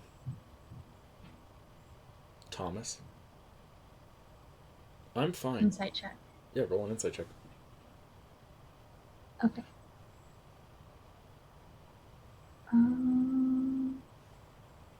There we go. Mm-hmm. Yeah, she seems confident. She's a little exasperated with you. You know. All right. But she seems confident, and she's not like upset. She's more like, ugh, God, my dad's worried about this thing that I'm doing, you know, or whatever. But it's not really his business. This is my business, not his. Well, allow an old man his worries, and I do apologize for intruding upon you in the middle of the night. No, of course, that's fine. You're always welcome when the ship's in dock.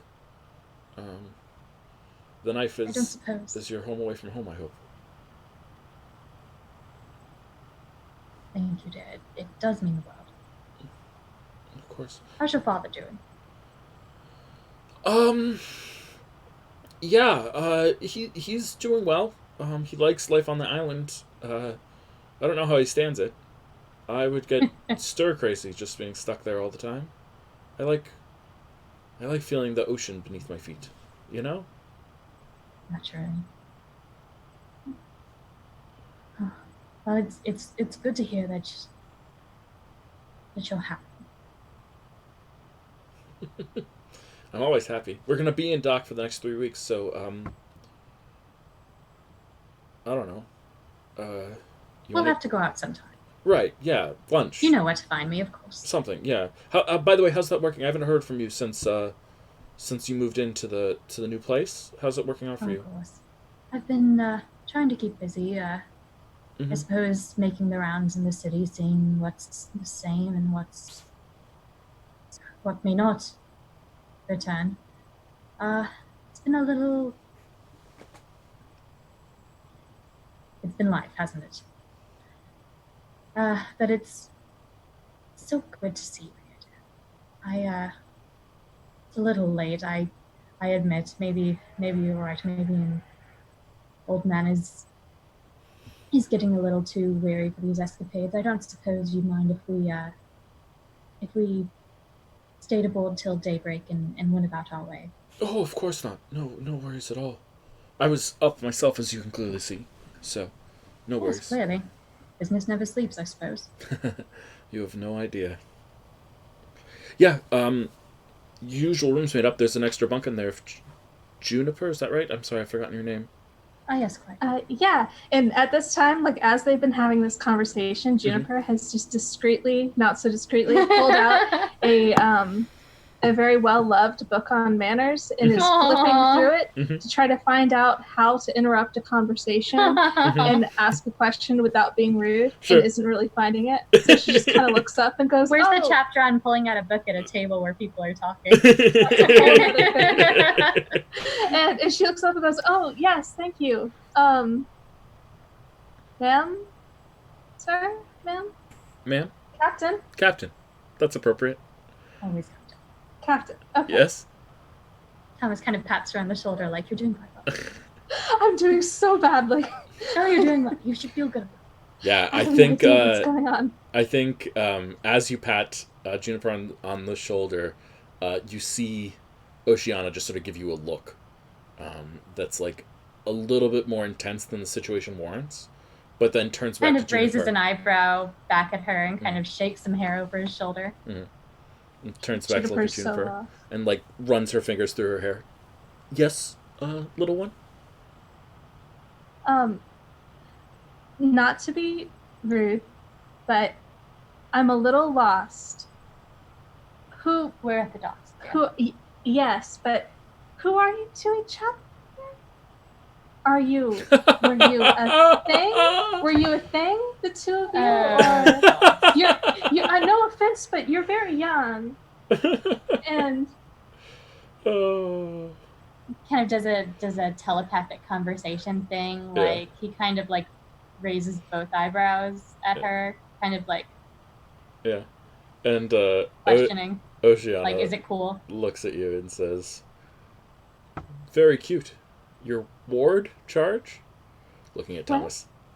A skilled member of my crack team of professionals. Oh, really? Oh yes, you wouldn't believe. Very cute. I am an adult. We're very deadly, Very, very cute. And what's your specialty, little one? Her bristles just a little bit at that. She goes, well, I am, in fact, a wizard. Oh, really? And did you study at one of the towers? Yes. Mm-hmm. Yes, Tower of Tranquility, actually. Ah, interesting. I know some folk from there, traveling this way. Oh, maybe I know them too. I was in a very prominent book club for a little while. Mm-hmm. Were they professors? Oh, no. Instructors? No, they were kicked out of the school, actually. Oh. Oh, no. Yes. When you walk my life, you have friends in all sorts of places. But it's good that the book clubs have people in them, too. Yeah. Well, perhaps we'll have all sorts of reunions. What's the book that you're reading? And she sort of reaches for it. Oh, that's just, it's nothing. It's not coded, darling. I'm fairly sure. Tries to pull it away a little bit.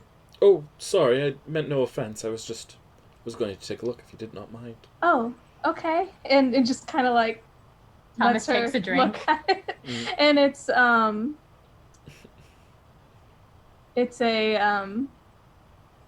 oh gosh, I didn't come up with the title for it. It's our in-game equivalent. Manners for all gentry from a lady of quality.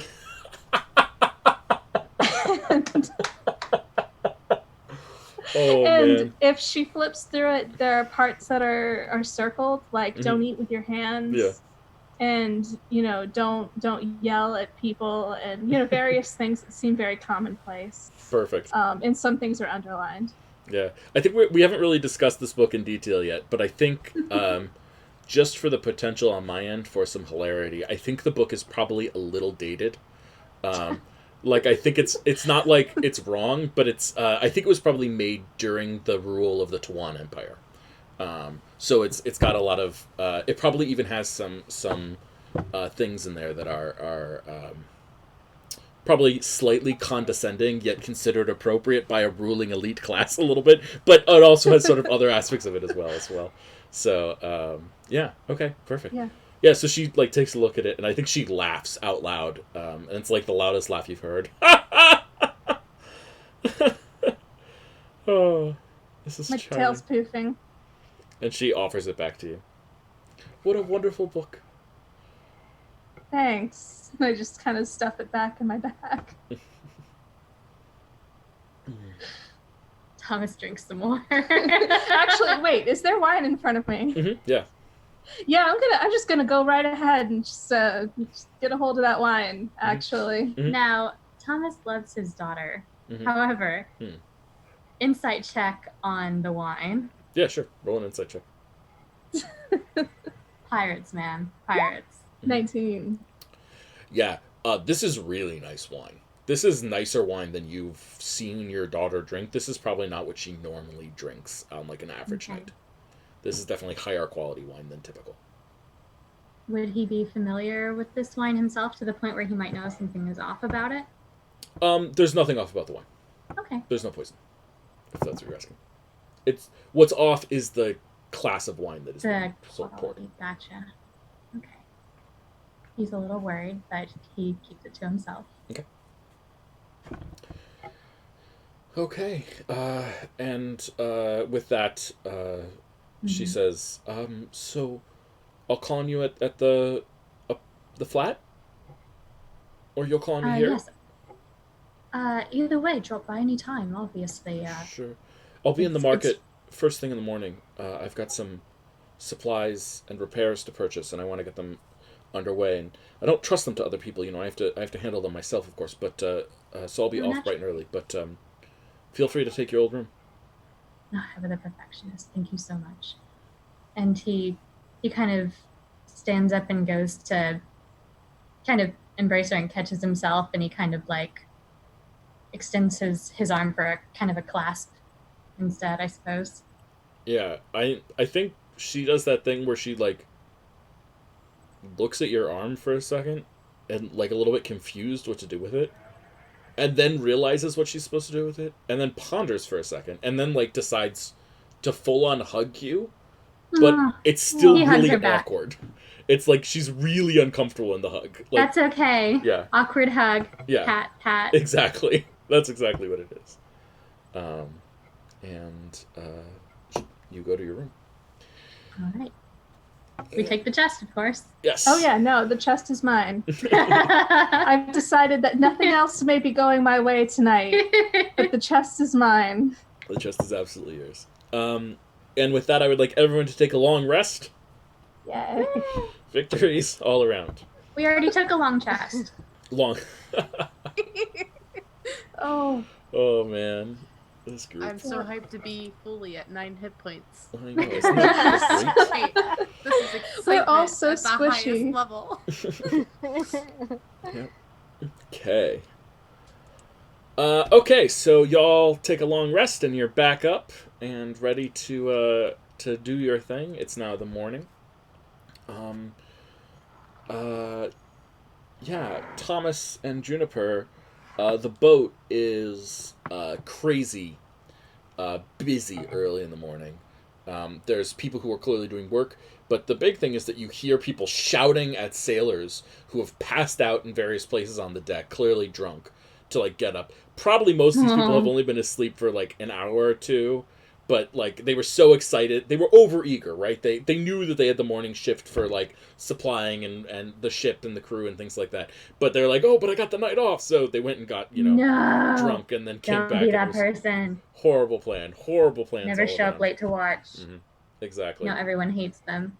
Kaz, how are you feeling this morning? I think Kaz wakes up bright and early and feels really guilty waking up and finding herself in bed when she fully intended to post up by the door, and kind of stealthily tries to kind of switch out and like tries to put Samhain back in his own bed and leaves as stealthily as she can with her clanking armor. Yeah, let's roll a sleight of hand check to get Samhain in bed. Okay. Ready? Oh no! Oh, is it bad? That's a nat 1. Oh no! So Samhain, you are awoken by this. I think the mistake that Kazan makes is she puts on her armor first and then tries to put you in bed. Absolutely. Got very sharp gauntlets. And so like you just wake up with like rough cold metal just like picking you up and trying to shove you into bed awkwardly. How do you respond to that? I imagine Samhain like being like not fully awake goes, Invoke, why are you putting ice cubes on me? I hate it when you put ice cubes on me. And then he realizes it's Kaz. Sorry. I don't know what you're talking about. Sorry. And just quickly tries to just leave. And sorry, just for my record, Samhain, which of your siblings would put ice cubes on you, do you think? The eldest. Okay. Oh my. I'm just keeping notes of... So is Imbok. Yeah. The struggle. Just want to make sure I keep notes of what siblings are likely to behave in what ways. Excellent. Perfect. So you wake up to this, but you're going to roll over and go back to sleep, right? That's the plan? Well, no, I think after getting touched by cold gauntlets and stuff, he's sort of more or less awake and goes, "You're leaving? What time is it? I don't even..." It's early. It's early. I mean, you can go back to sleep. I'm really sorry. I did not mean to just fall asleep here. It's not my intention at all. Well, it's not a problem. You were extremely exhausted, and for good reason. Are you sure you don't want me to walk you home? No, I can always sleep. I'm fine. I think I'll Your be leg's fine. fine? Yeah, I feel good new, and she kind of flexes a little bit. But no, you should rest. And I wanted to say this last night, but your performance was amazing. I really enjoyed it. The most fun I've had in a while. Well, I'm glad. Thank you for the compliment. Yeah. And then she just ducks out, leaves, not stealthily or quietly. Shuts the door a little too hard. Yeah, no, real hard. Just a slam. I love it. And what's the plan this morning? Did we have plans to meet up again before? Nope. Okay. Oh. No, we didn't even talk this through last night. That's okay. I mean, we can disguise. presume that it would have happened, right? We also elided some of the conversation as well, so we can presume that there's some sort of plan. Yeah, like maybe back at the bar, the same bar where Solon is, or back at the ranch. Yeah, or is there a place that we would have? Yeah, is there a place that we would have met? Well, I mean, you have your secret hideout that you have been gifted by this organization. That is also where you're potentially going to be meeting your contact. But that's probably where you first met. You were like invited there and told how to get into the secret back room or whatever. Yeah. I don't see why we couldn't all just meet there at like the prescribed or like the assigned time. Sure. Yeah. So we'll say like mid-morning, maybe 9 or 10 a.m. Is when you guys agreed to meet there. So Kaz, what are you doing there?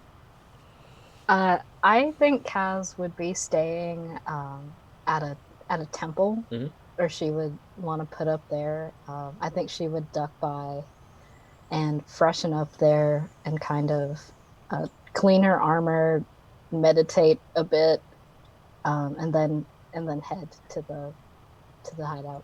Cool. Yeah. What is this a temple to? It would be very unlikely to find a temple to your own religion here, as you know. I think it would be any temple that she could find. I think she was just looking for somewhere familiar. Temples don't feel like home to her at all, but it feels familiar. So, okay. Yeah. Well, let's establish this now. Is this where you're staying, or is this where you're just hanging out this morning? I think this would be where she would want to be staying. Okay, great. Yeah, so let's establish this. Let's see. The most popular temples here are to various water and ocean gods, as well as to the one true god that the Tuan Empire believed in. That's still a relatively popular religion. Those would be sort of the most prominent temples in this place. Although if there's another smaller temple that you would like to relate to on some level, that would be absolutely appropriate as well. I think of which deity would be of little consequence to her, but the temples from her home were open air, so she would probably look for a temple that seemed a little bit roomier or a little bit more open. Yeah. We do have a temple that's appropriate for you then. Give me 1 second to find if I have my notes on it. I don't. Great. Awesome. Very good. Super glad that I have everything memorized and at my fingertips, in case you couldn't tell. Okay. There we go. So here in Raysi, we have a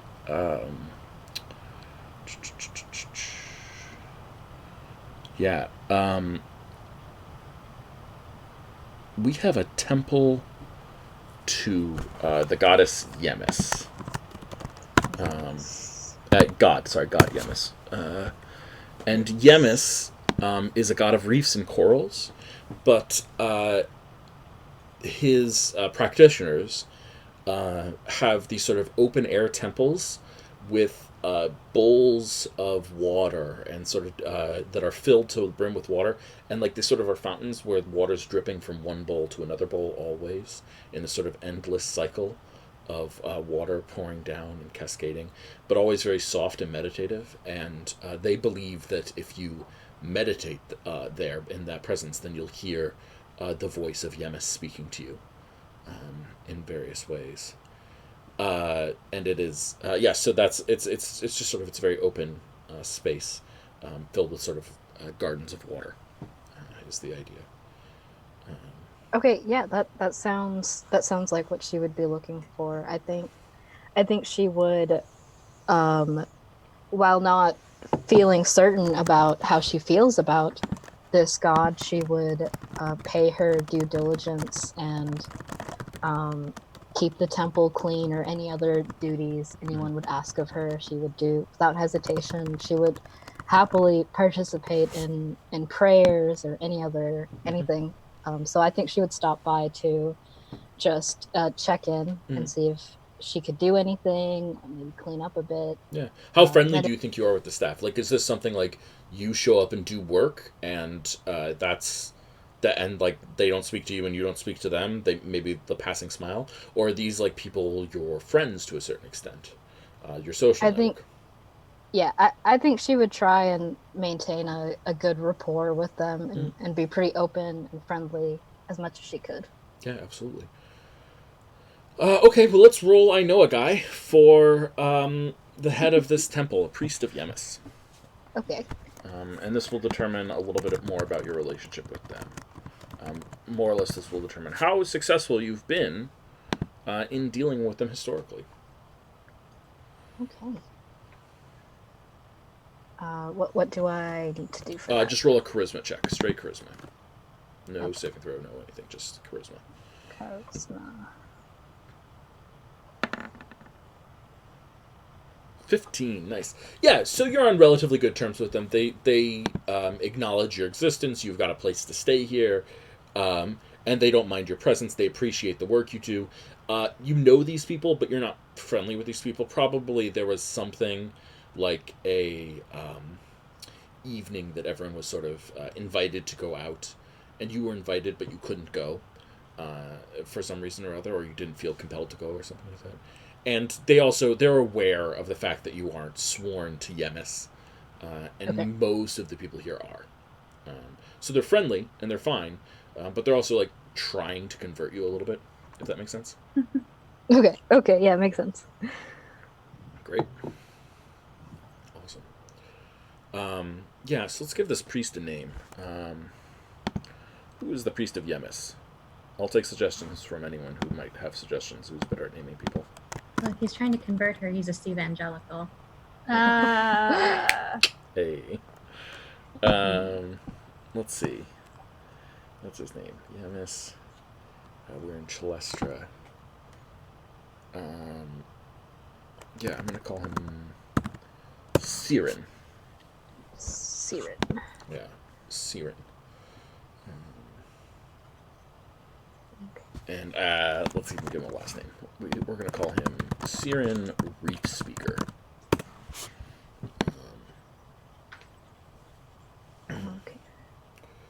And so he's there, and he nods at you as you enter the space that is the temple space.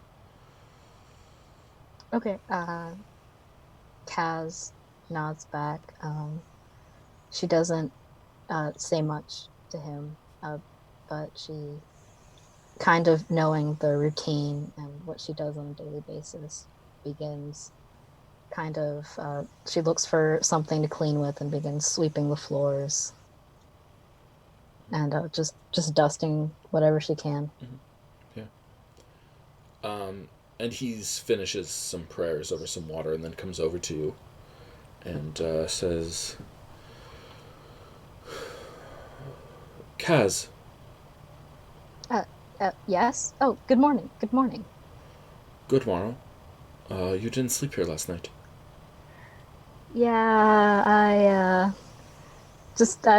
slept somewhere else. Had had a long day yesterday. Didn't quite make it back here.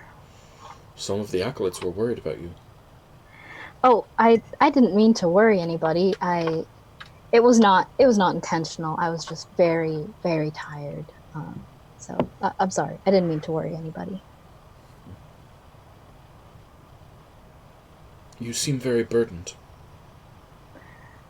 No, I'm okay. It was a long day, and I'm here now, and I think this will help. You know, if you chose to, you do enough here, of course. But if you chose to dedicate yourself to the temple, Yemis could help ease your burdens.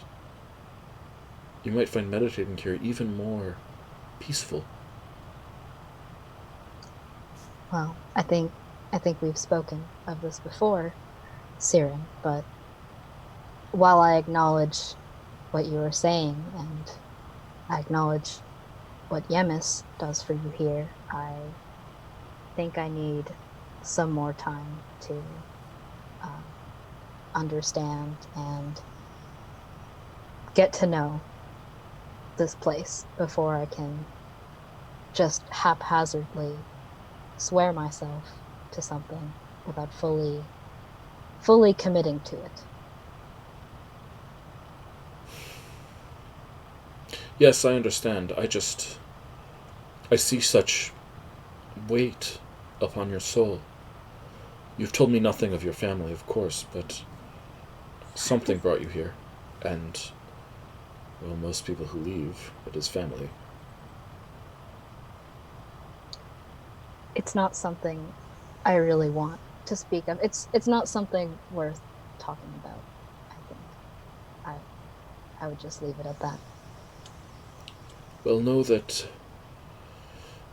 my door is always open if you wish to speak. And if not, then my door is still open. Well, I know, and I appreciate that. And she bows deeply and turns around to continue to cleaning to kind of end the conversation, which was making her visibly uncomfortable. Yeah. And I think he waits there for a second, hoping that you'll want to continue the conversation, but you keep cleaning. And so he gives up and turns and goes. Okay. Anyone doing anything in particular on the way to the meeting place? We'll call it like 10 o'clock in the morning, broadly. I don't know. We're pretty burdened. Grabbing a couple hot buns from a stand, maybe. Mm-hmm. If anyone has anything that smells like cinnamon or spices. Sure, yeah, absolutely. Are you grabbing enough for everyone or just for... You know what? Yes. Ooh. Mm-hmm. That's awesome. Okay, so you guys make your way to... we settled on the Soulwood Tavern, is that the name? Yeah? Yeah. Great. So you guys make your way to the Soulwood Tavern. Gotta love it. Always love the Soulwood Tavern. Yeah. So we, in the meta-narrative, know more about this place than our audience knows. So why don't people add in some descriptions? Let's go in a circle and have everyone add an element of the Soulwood Tavern that they are aware of.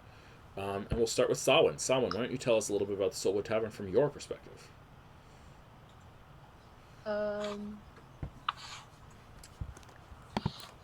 I guess there would be occasionally decorations around the Soulwood Tavern. It's not a whole lot, but there's pictures of the particular type of moth that will, or like the caterpillar that feeds on the soulwood, and then pictures of the moth. It's not like super prevalent, but they're around. Yeah. So, just to clarify the implications for our audience, soulwood is a magical wood that is from a different region of the world, not from Chalester, from Sunera, which is where juniper is from, by the way, Soulwood has some magical properties to it, but the most important is that it blocks divination magics. And this whole bar is not made of it, but like the bar itself inside of the tavern, the bar inside of the tavern, there you go, is made of soulwood. And so this place is sort of centrally located, and is a very popular place with sort of politicians and nobles in the area in general. And our secret society has turned it into a base of operations in some secret back rooms and things like that. And we have learned from Samhain here that soulwood is it's very rare, but most importantly, it is the leaves of soulwood trees are eaten by a very particular type of caterpillar and moth. And in fact, these caterpillars and moths are how people discover soulwood trees, because they are so rare and sort of scattered throughout the woods. It's a magical tree in many ways. And this bar also has decorations which include images of this caterpillar and of these moths. Kaz, why don't you tell us a little bit about the Soulwood Tavern? Okay. Real quick, what color would Soulwood be? Ooh, why don't you tell us? I think I had this image that Soulwood would kind of resemble Purple Heart. Oh yeah. So it'd be a little bit purple. Mm-hmm. And I think the interior would be very friendly and warm. The lighting would be way more yellowish than whitish, and the seating would be very intimate and maybe better seating than you would find at a regular bar, and it's or a tavern, and it's very soft and comfortable. And there's a stage for performance, which is it's a smaller stage. It's meant for like small bands and for intimate performances. Mm-hmm. Absolutely, I love that. You said the lighting, by the way, is more yellow. Do you think that we have magical lights here, or are these candles and torches? What do you think? I think there would be a mix. I think there'd be candles, but like maybe in the bar area, but no, maybe in like the outer areas, but inside it would be more magical, like around the stage and around the bar where all the alcohol is. Perfect. Faye, why don't you tell us a little bit about, or sorry, Juniper, why don't you tell us a little bit about the Soulwood Tavern? Let's see. If it's okay to do this, I'd like to say that there's like one or two small rooms off to the side for like private gatherings, which can be useful. This is, by the way, just to be clear, this would be in addition to your secret back room that you guys know about that other people necessarily don't. Yes. Excellent. Yeah, I love that. So there's some small side rooms and things like that. It makes sense, too, considering that this place has become popular with people who don't want to be spied on, that there would be side rooms where it's even harder to be spied on, if that makes sense, right? Yeah, I love that. I think that's great. And Thomas, tell us our last fact about the Soulwood Tavern. Well, I feel like if you have a tavern, you have to have bartenders, or at least one bartender. And I feel like if, like in the wake of everything that's happened with kind of a culture clash based on recent events in the Shimmering Sea area, there might be a couple of different bartenders that may or may not get along dubiously, but in addition to serving drinks, they might make a couple dishes based on who's working that day, where they're from, what they're good at, what they feel like cooking, what they're going to cook out of spite because the other bartender hates the smell and they're coming on shift next. And so it's a little lively in that way, in addition to the local traffic. Absolutely. I love that. I think that's fantastic. I think... so we've got a couple different bartenders / chefs. We decided that this had like appetizers too, to a certain extent, if I remember correctly. So we've got a couple different bartenders / chefs, and I think that they are from like different regions, and so like there's a little bit of like I think there's probably like a big owner of the place, but like they don't ever deal with the bar, right? They just own the bar and like run the money, but don't ever come in basically ever. And so instead they have but they had this idea, oh yes, we'll have this place where we can have people from different regions who all come together. And so there's a halfling bartender from Prion, there's an elven bartender from Sunera, there's a dwarf bartender from Abarak, and all with their own sort of quirks and beliefs about cuisine. So it's sort of like a super multi-culty place, which can be good in some ways and bad in other ways. And I think we'll establish that one of the bartenders is likely on your side in our conflict against Magli Blackice. Do we know which one? I don't yet. One of the bartenders can only tell the truth, and one of the bartenders only lies. Yes. Oh no. Perfect. Yes, we'll toss in some riddles. Great. No, I don't know which one yet, but I think one of the bartenders is an ally of some sort, and it's the one on duty, we'll say.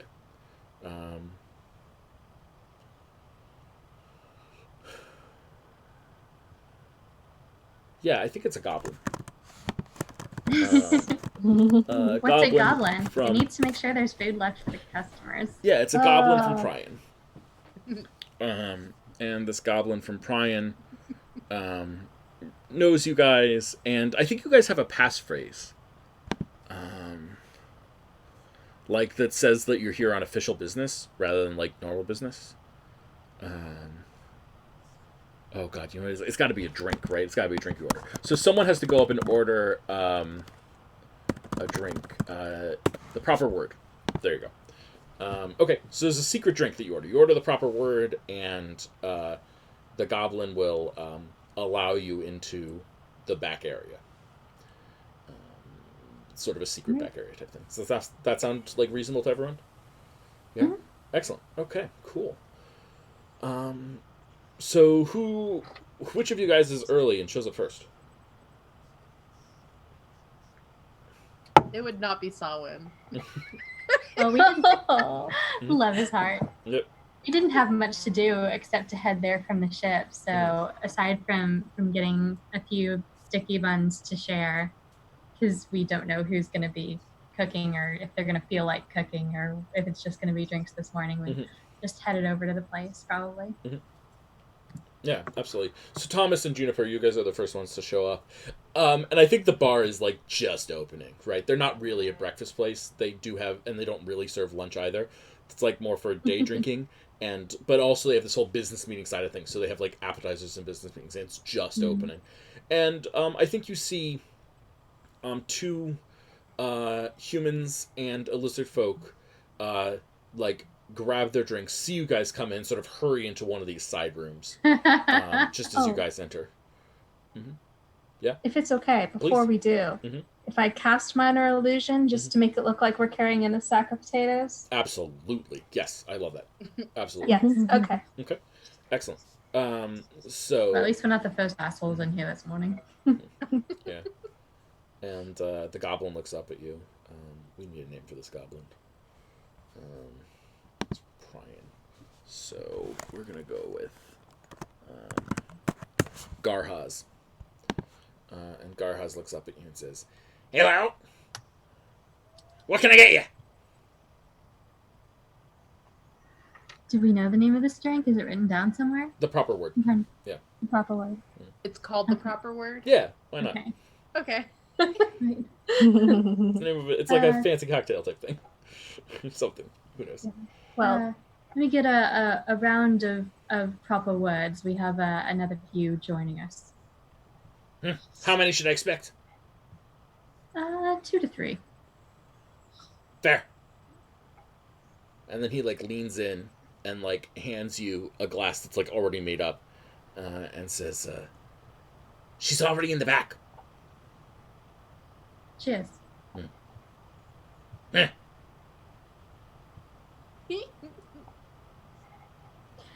Well, these potatoes aren't getting any lighter. Let's go. I've only got a minute on these potatoes. Oh, that's all right. Wouldn't want them to go bad. So I'm gonna haul our 1 minute potatoes. Potatoes have a notoriously short shelf life. Yeah. And he looks at you and he says, "Are those for me?" We'll see what we've They're got. the people's potatoes. We'll let you know. And then I just talk us back. Absolutely. Oh no. Kaz, I think you show up next. Yeah. Okay. So Kaz walks in and she says, "Oh, good morning, Garhaz. I brought you something." And she pulls out of a satchel. She has a box of food, and it has potato salad in it from the temple. Oh, I love it. That's great. It's like, he sniffs it with his big nose and sort of just looks over it and like, Oh, don't be like that. smells I brought it for you. Celestrian. Just take. Okay, listen. There were limited options. I know you would have much preferred the lentil soup, but this is all that was left. I like lentils. I know. There was none left, so I couldn't bring that. But please, Is it spicy? It's potato salad. It has a. That is like the whitest food. So he takes like the potato salad and he like reaches around and grabs a fork. The fork is clearly dirty, but it's because he grabbed it from his back pocket rather than from the bar, which is very clean. And he like pokes a potato with it, and he just holds it up and looks at it with one eye, and then he sticks out his tongue, and his tongue is really long, and just like licks it a little bit. Good! And then pops it in his mouth and just eats the potato. And starts happily eating salad. Well, there and back! Okay. Okay, I'm glad you liked it. Okay, and she goes on. And Samhain, you are the last person to show up. Over the table. Mm-hmm. I really want it to be a running joke that every time we show up, we just give Garhaz potato-related items. That's what I was thinking. And that's how he knows we're on official business, because we always give him potato-based products.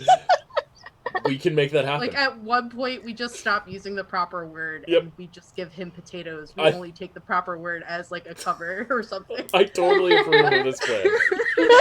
This is Slide a big potato across the bar in a wink. No, but Samhain will come up, and Samhain will reach into his pouch. He goes, "Morning, Garhaz. You got potatoes?" Well, I've got a. Well, Kaz gave it's it to not real. As she would, and so Samhain like looks around and goes, slides a gold coin across the bar and goes, "Hot potato for later."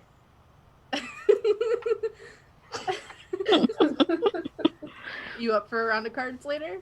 Like, sure. As he like slides the coin across. All right, cool. Sure, I'll take your gold. He flips it and catches it in his teeth and bites it. It's not chocolate like last time, I promise. Not gonna get me with that one again. That's what you think.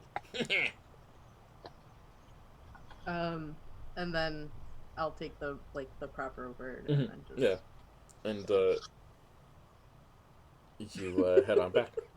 You know, when you're translating from the original Goblin, a lot can get lost in translation. Yeah. Absolutely. So, Juniper and Thomas, you guys arrive in the back first. And sitting perched on a crate. It looks like sort of like a storage room in some ways, but it's got a desk in here as well, and it's definitely like secreted, so it's not easy to find.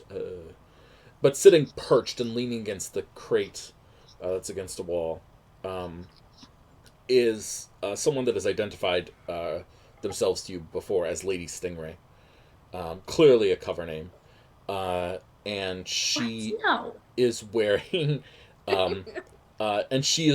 like a full silver mask that obscures the entirety of her face. And also is wearing like black robes. Like, this is very clearly someone who's like, you will not know who I am. Like, is very much what their purpose is. Yeah, and they're standing there, and they're she's leaning against the thing as you enter. She says, "Did you all come together?" No. Good. We do have one more. That's for the best. He's laid up. Love what you did with your hair today. Is that supposed to be Her funny? hair? I'm sorry. Did you recover Well, I'm the gonna chest? put down the potatoes. Oh yeah, give them 30 more seconds to be potatoes. I mean, and if we'll we be good. arrived first, then the potatoes probably aren't. Yeah, the Potatoes potatoes have changed now. We set them down and they became a chest. So you found the chest. Good. Any problems that I should know of?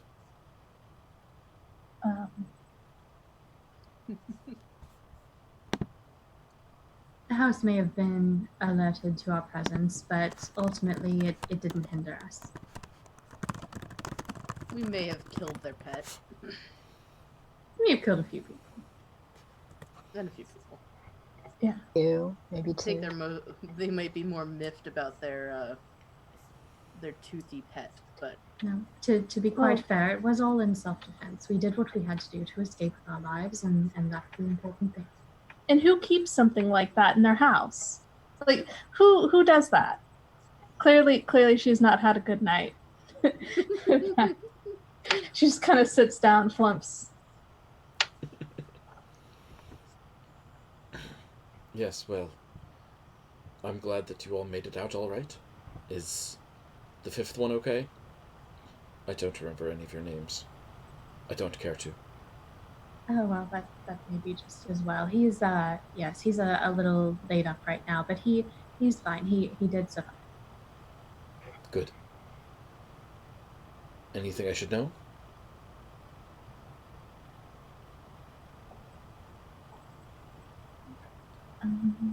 Well, there was that statue. Oh. I imagine, well, whatever it is you need from this chest, you'll be able to surmise yourself. But we weren't able. Well, obviously, no one's carting a giant statue around the sewers. We weren't able to take it with us. There was a statue there, a Perilla Ironwalker, utterly defaced, underneath their home. What were the names of the people whose house we were infiltrating? Yeah, I don't remember if we established that or not. We may not I don't think we had names for them. No, wealthy donors of Magli Blackice, I think is all we had. Yeah. Well, fantasy cooks. Underneath Mr. and Mrs. Giuliani's home, we did find a statue. Perilla Ironwalker that was horribly defaced with all sorts of graffiti, demeaning things, slashes across her face. The poor brave woman is dead. You'd think it was a bit unnecessary, but there you are. It's interesting. The statue is at least some sort of proof that at least this family is against Perilla Ironwalker. Passionately. Not just, opportunists. Well, I'll take the chest. I'll contact you when I have more work for you. To be fair, the defacement was rather childish, so I don't think that, for what that's worth, it didn't seem to be anything of substance. It just looked more like a toddler's temper tantrum than anything else.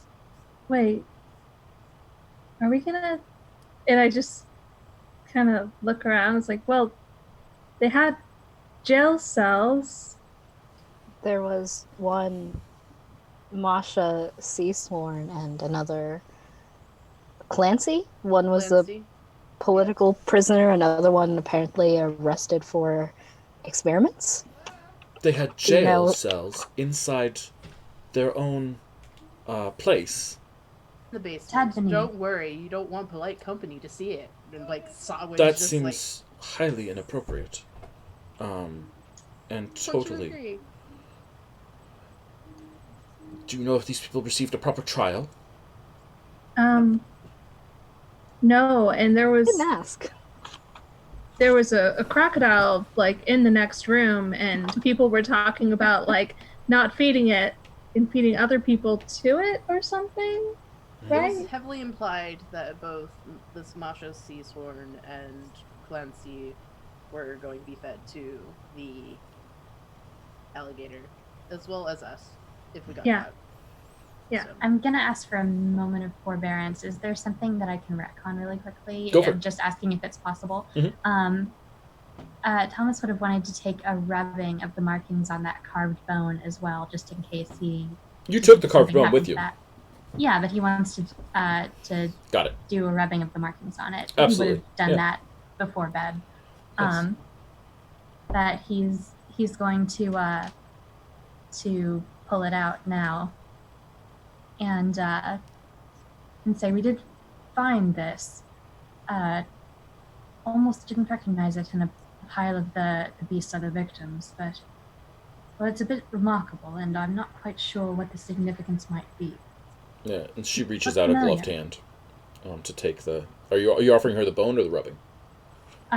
The bone. Mm-hmm. Okay, so she takes the bone and sort of turns it over in her hands.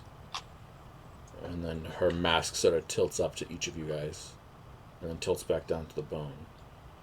And she says, under her breath, Mashka nach mushtach. And the bone starts to glow with a blue phosphorescent light. And then the glow dwindles, and she just holds it in her hand and looks at it. It's well of you to bring this to me as well. Anything else? Zawa would have pulled a knife as soon as she said those freaky words. Mm-hmm. Yeah. What are you doing? Yeah, absolutely. So it makes the bone glow, and you pull a knife, and she ignores your knife entirely, and doesn't respond to you. And then Zawa just looks at everybody else and is like, really? This is happening right now. Thomas is serene. Mm-hmm. Juniper shrugs. Actually, Juniper, can you roll a Arcana check for me? Yes, that would be really great. Let me do that. Oh, Philly. 13. Mm-hmm. Yeah. So you don't catch all of the words that she says, but she is speaking in the arcane language. That we have in this world. So she's casting that. She's, in essence, revealing herself to be a wizard of some sort. That's certainly what you can take from that. And it's some sort of reveal your secret spell or something like that, maybe. I don't know. Okay. I waggle my paws like magic symbols. Mm-hmm. Like, magic. Totally. Yeah. Magic. Just to Sawin, that's what this is. Yeah, Sawin's just gonna keep the dagger out, but lower it slightly, but still y'all are okay with this. Well, I mean, you have got a point. And the glow diminishes on the bone, and Lady Stingray sort of looks up and looks at you, Sawin, and says, "Put that away before I take out your eye."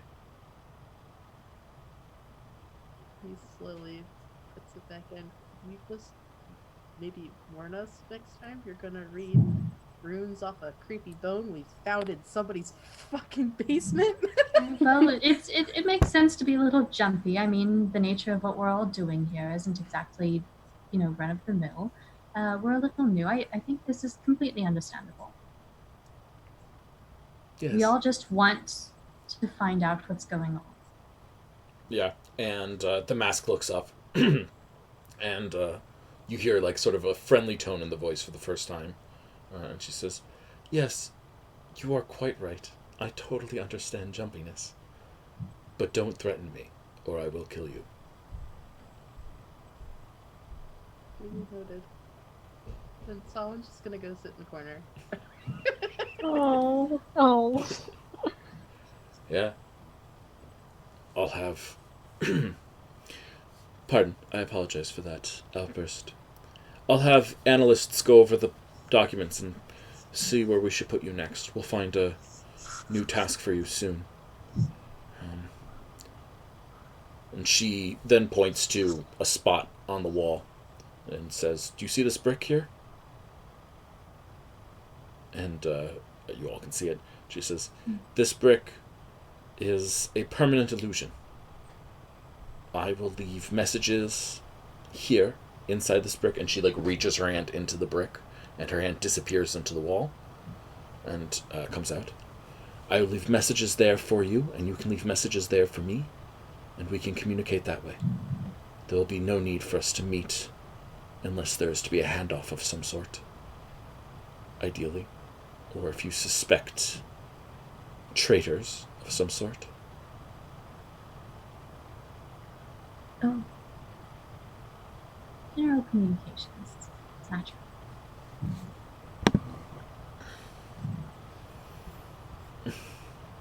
And she nods and leans down to pick up the chest, but it's really heavy for her. And so she sighs, and then she starts chanting again, looking directly at Salwyn. And a disc of yellow light appears beneath the chest, and then slowly raises the chest up until it's about 4 feet off the ground. And she starts walking towards the exit, back into sort of... It's like a secluded exit. It's a secret exit into the bar itself. Secret tunnel. Secret tunnel. Oh. Any Avatar reference gets you immediate bonus points. Hey. And, so walks through the exit to... with the chest floating behind her. As she walks, is there a way to kind of insight check her movements to maybe determine what type of species she might be? 100%. Roll an insight check. Oakley dokley. With a 17, I will answer 2 questions that you think you might be able to deduce from looking at this person. Okay, I'm listening. Oh, geez, Siri, calm down.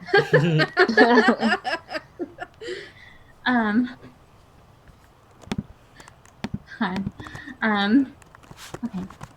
So, would her gait be more similar to that of a typical humanoid, or one with kind of a bowed leg structure, like kind of reptilian or hooved or something like that? Yeah, it is definitely a reptilian gait. Okay. And I suppose if she appeared to be too weak to lift the chest, what did her musculature look like? Obviously she appeared not to be a very strong person, but was she more skinny, more wiry, like how short or tall? Yeah, she's definitely tall for a lizard folk. Pretty tall in general, probably 6'1", but very, very slight. Okay, it's guess pretty probable that she's lizard folk? Yes. Yeah, I would say with 17 you would say that it's 100% that she's lizard folk. And she's skinny. You might even guess some sort of childhood illness maybe caused this to a certain extent. She wasn't taken care of well as a child and lost a lot of weight, but wasn't able to maintain it for whatever reason. Some sort of generic fantasy sickliness of some sort, if that makes sense, is what I think you can deduce from that. Sound good? Okay. And so she'll walk out with the chest and what information you chose to give her. Lots of information left out. Always good. Leave you guys there in the secret room. oh no, we're trapped. We're gonna die in here. Should we? I mean, she'll probably figure it out anyways. But now, specifically tell Thomas because I don't know if we shared this information to everybody. But what about the traitor and the book and the papers? What traitor? I could be wrong, but No, you discovered it. When you were reading, when you were reading the papers, there's a person in our organization that's reporting to Blackice. Should we have told her? Or did we not tell her for a reason? About that. No worries. Well, I forgot. If I'd remembered, I definitely would have let her know. Oh, okay. That's fine. Absolutely. Okay, because... No, that was not an intentional thing. Is Juniper proposing the opposite, or... Huh? Are you proposing the opposite, or... I just want to... Sorry, so... Thomas is saying that you would have told her to look out for this spy in the organization. Does anyone else have any opinions on that? Like, that doesn't seem to me like a clean cut. Obviously, we would have told this person this thing. You could go either way, or tell them part of this, or something like that. I don't think that, or at least Sawin wouldn't think to say anything to her, because we were only told to get the chest. We weren't told to look in the chest. Right. And considering her outburst, he definitely wouldn't have told her that we looked in the chest. Yeah. That would be the last thing he does. Yeah, absolutely. And he definitely would not make or like draw attention to the fact of the body count or what he knows. Like that third initial, or at least one particular set of initials that are important to him. He wouldn't have pointed that out either. Yeah. Not at this point in time. Yeah.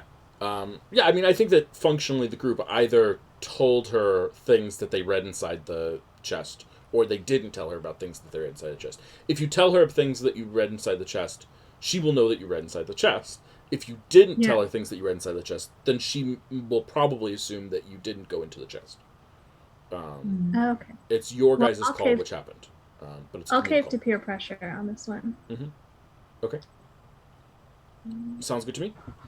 Yeah, so she does not... Don't let my opinion be the end-all be-all, but Sawin wouldn't have been the one to have been forthcoming with any information. He would keep that to himself. But if other people want to say... Kaz, what about you? Information. Yeah. I don't think Kaz was aware of any of this in the first you were place. passed out in the bar.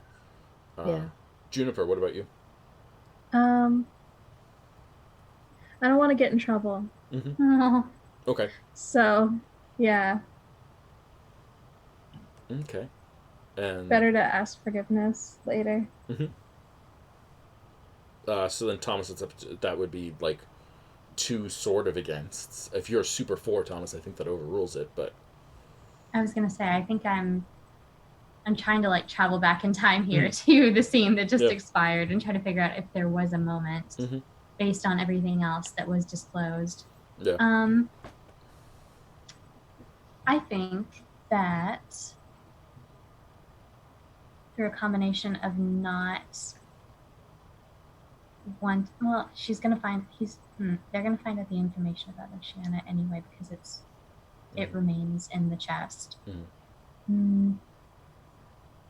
But likely he doesn't feel it necessary to tip his hand about knowledge of the contents more than it already was. I wouldn't want to say he was particularly influenced by her negative reaction to Sawin's negative reaction, but he would, he'd probably, save it for later. Sounds good to me. So, yeah, so she does not know that you guys opened the chest. And so you have more information than your own organization is aware that you have. Okay. Next. Well, maybe. I don't know. I mean, I do know. Until we all get assassinated. Oh, if only we told her that we knew. They could have neutralized the traitor. Absolutely. Oh, well. They're gonna read the whole dossier anyways. It's not like we intentionally kept documents out. Yeah, We're absolutely. going to read it. Yeah, you didn't secrete anything or hide anything from them.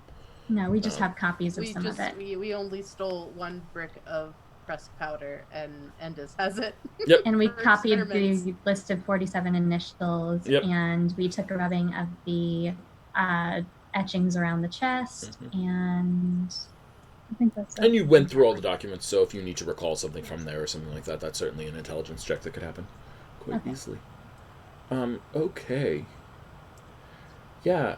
Well, that seems sort of like a natural ending to the episode. It's slightly early, but that seems like sort of a natural stopping point. And then when we come back, we can see either what you guys are doing in your downtime or what your next mission is. We can sort of jump around on that front and all that And if good Endis stuff. needs to catch up with us, then it would make sense that we would be in a place he'd know where to look. Exactly. Yeah. We may start the next scene with Endis coming into this room full speed with the Discovery or something like that. We'll find out. And all that good stuff. So let's do level up stuff, yeah? Mhm. And all that good stuff. Let's see, do I have the questions somewhere? Does anyone have the questions somewhere? I know I have them somewhere, but... I know one of them was, did we learn anything significant about Magli, Blackice, or his associates? Mm-hmm. That is absolutely the first question. So, do you guys feel like you learned anything significant about Magli, Blackice, or his associates? Heck yeah. Yeah, Yeah. I strongly agree. Absolutely. I mean, with what Endis is analyzing, we may not even know how much we know based on what he finds out about the white powder. Exactly. Yeah, well, if Endis discovers something and tells you guys, that would be next episode's point. So, yay, all good things. God, I should put these questions in Roll20 so that I have an easier place to refer to them, or into my notes document, which I have here, but doesn't have the questions in them. This is annoying. Let's see. Did your race, class, background, or society that you originate from complicate your life or lead to anything interesting that occurred in this episode? I think all around. Yeah? What's your example for yourself? Or for someone else? Pitch someone. The scene with Oceana and kind of reestablishing that connection, their respective backgrounds, Perfect. in addition to what he found out in the chest that may be related to her. Absolutely. Strongly agree. Juniper, you got one for yourself, or do you want to nominate someone else? I'd say Sawin's background, like as a bard, definitely showed up. 100%. And also a little bit of the tiefling thing too, just because like where Sawin is, like, you know, which bard he uses and utilizes and why. So I think definitely that was used. Strongly. Jess, do you want to nominate someone? I think Kaz's class came into play when she was in the temple, and the priest was trying to smile convert her to Yevis. Aren't those people the worst sometimes? God. Oh, God. Like, very politely assertive smile conversion. So I think that's a very important thing to note, and that she was, I guess, like uncomfortable with what was being offered to her. Absolutely. And Nia, do you want to nominate someone? I think Juniper had that whole moment where she was trying to figure out manners and how she should act. Yeah, that felt like embracing your race wholeheartedly. I loved that. I thought that was fantastic. Yeah. Just so much And fun. learning about that connection or lack of connection from the tower as well. Yeah, absolutely. Somebody knows where she studied. I think the next one, I don't have my questions here, but I think alignment is the next one. Did your alignment affect anything or shift the narrative in an unusual or interesting way?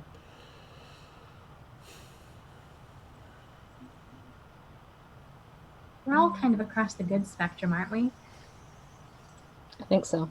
Yeah, some more chaotic. So it's going to be the chaotic lawful spectrum that's going to be more likely to shift the narrative.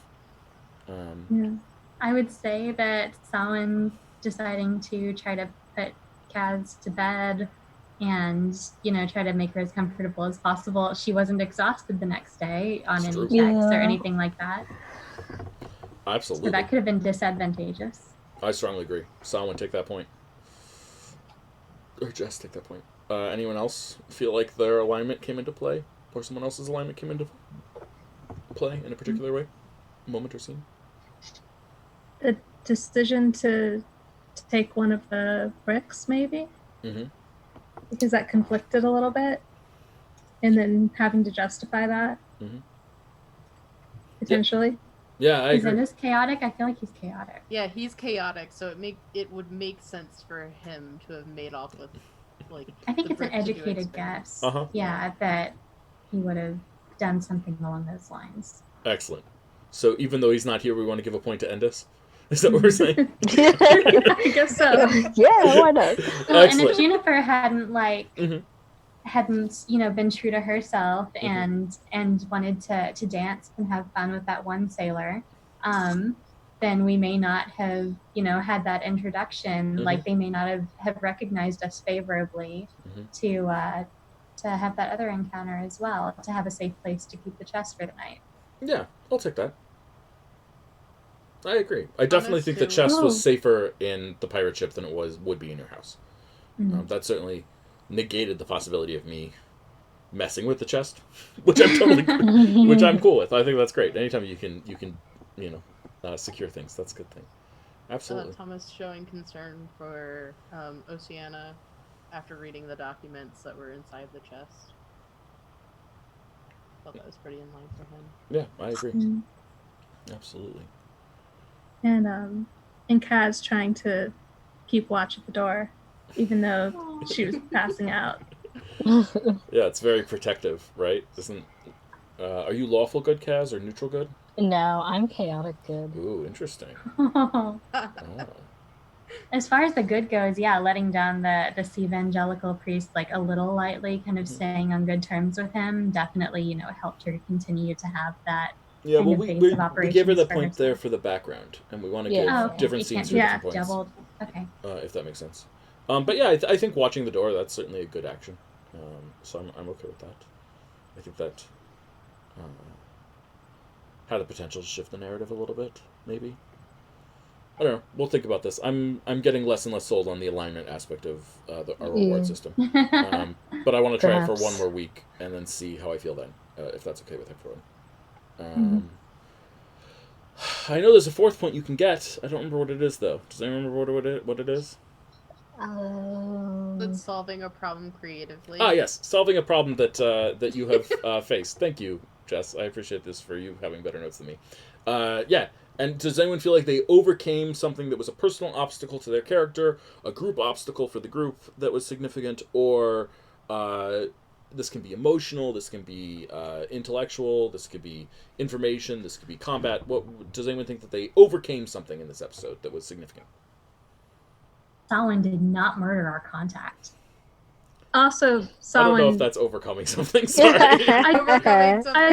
We haven't seen enough of Samhain to know that like Samhain's instinct would be to kill someone. If we had seen Samhain do that multiple times, then that would be different. I would agree, but like we don't have enough of a history yet for that. Okay. Yeah, no.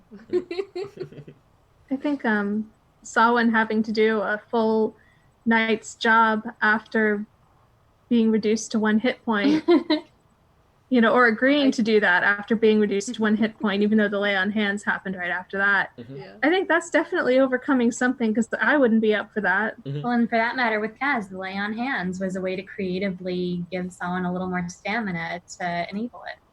Yeah, I say both of you take a point for that. I love that. I'm a huge fan.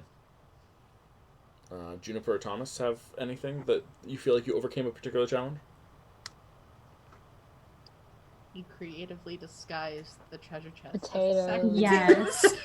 Absolutely. Strongly agree. Juniper, take a point. Add a fox. There's a fox. No, that's it's either a point for that or it's a point for embracing your class, but you already got a point for embracing your class. So, but that's being an illusionist at its core, right? So, yeah. That was awesome. Thomas, what about you? Do you feel like you overcame anything particular in this episode?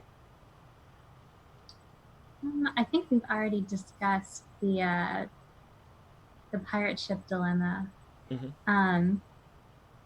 I feel like taking rubbings of absolutely everything may be a way to kind of overcome a lack of communication and preserve some information for our group that might be helpful. But I don't know if that would count as like a full-blown problem or a potential problem. Yeah, I think that's a potential problem. Like, that's the sort of thing that, Okay. like, you know, next week when you guys are figuring out who the 46 names are, Right. right? Oh, God. You are now Oh, primed to get that point, right? Does that make sense? Mhm. Yeah. Study montage. but Yeah. So perhaps you don't get that point this week, which is fine, right? You don't have to get 4 points every week. I think that we don't God, want I'm to such a perfectionist. It's gonna bug me. Don't let that be the case, right? It's if I mean or if it does, let that guide your role play. Like the whole point of this, from my perspective, just to be clear, is that I want this to encourage and engender role play, right? That's the point to me. Like I want you to look at these things that you can earn points for and think, yeah, I could do that. I can make that happen this episode. There's a way I can make that happen, right? Rather than just reacting in character all the time, you can almost like have plans to make things happen in cool ways. We'll see how it works, right? I don't know how it's going to work. If we This is remember just- what the questions are next time. Right. Yeah, I mean, maybe that'll we should especially even be good. Yeah, maybe we should even review them just before the session starts, just before we go on stream or whatever. Yes. We can review them and just put them up there. Maybe that'll help, and we'll see how it goes. But that's the plan right now. And with that, I think that puts everyone over the edge of 5. I assume everyone has more than 5? Yeah. Okay, if you have We all more had than almost 5, everything last time. Yeah. please subtract 5 from your total number of points and give yourself a level instead. Nice. Okay. So everyone should have, I think, 2 or 3. Is that correct? Everyone should be in that Yes. area? Perfect. First, last name. Excellent. So there we go. And we'll see how that all goes. So everyone gain a level for next time, including Endis, who wasn't even here. But all that good stuff. And yeah, that's the game. Hope everyone had fun. Stream, thank you for watching. Hope you guys had fun as well. We're still learning how to do this, obviously. We'll keep getting better at everything as we go, probably, for a little while at least. Thanks those of you who hung out and watched. I really appreciate it. It means a lot to me and to our cast in general. And that is going to be our game for the day. Thank you, everyone. Bye. Bye. Bye. I don't know why I did jazz hands, but okay. And scene.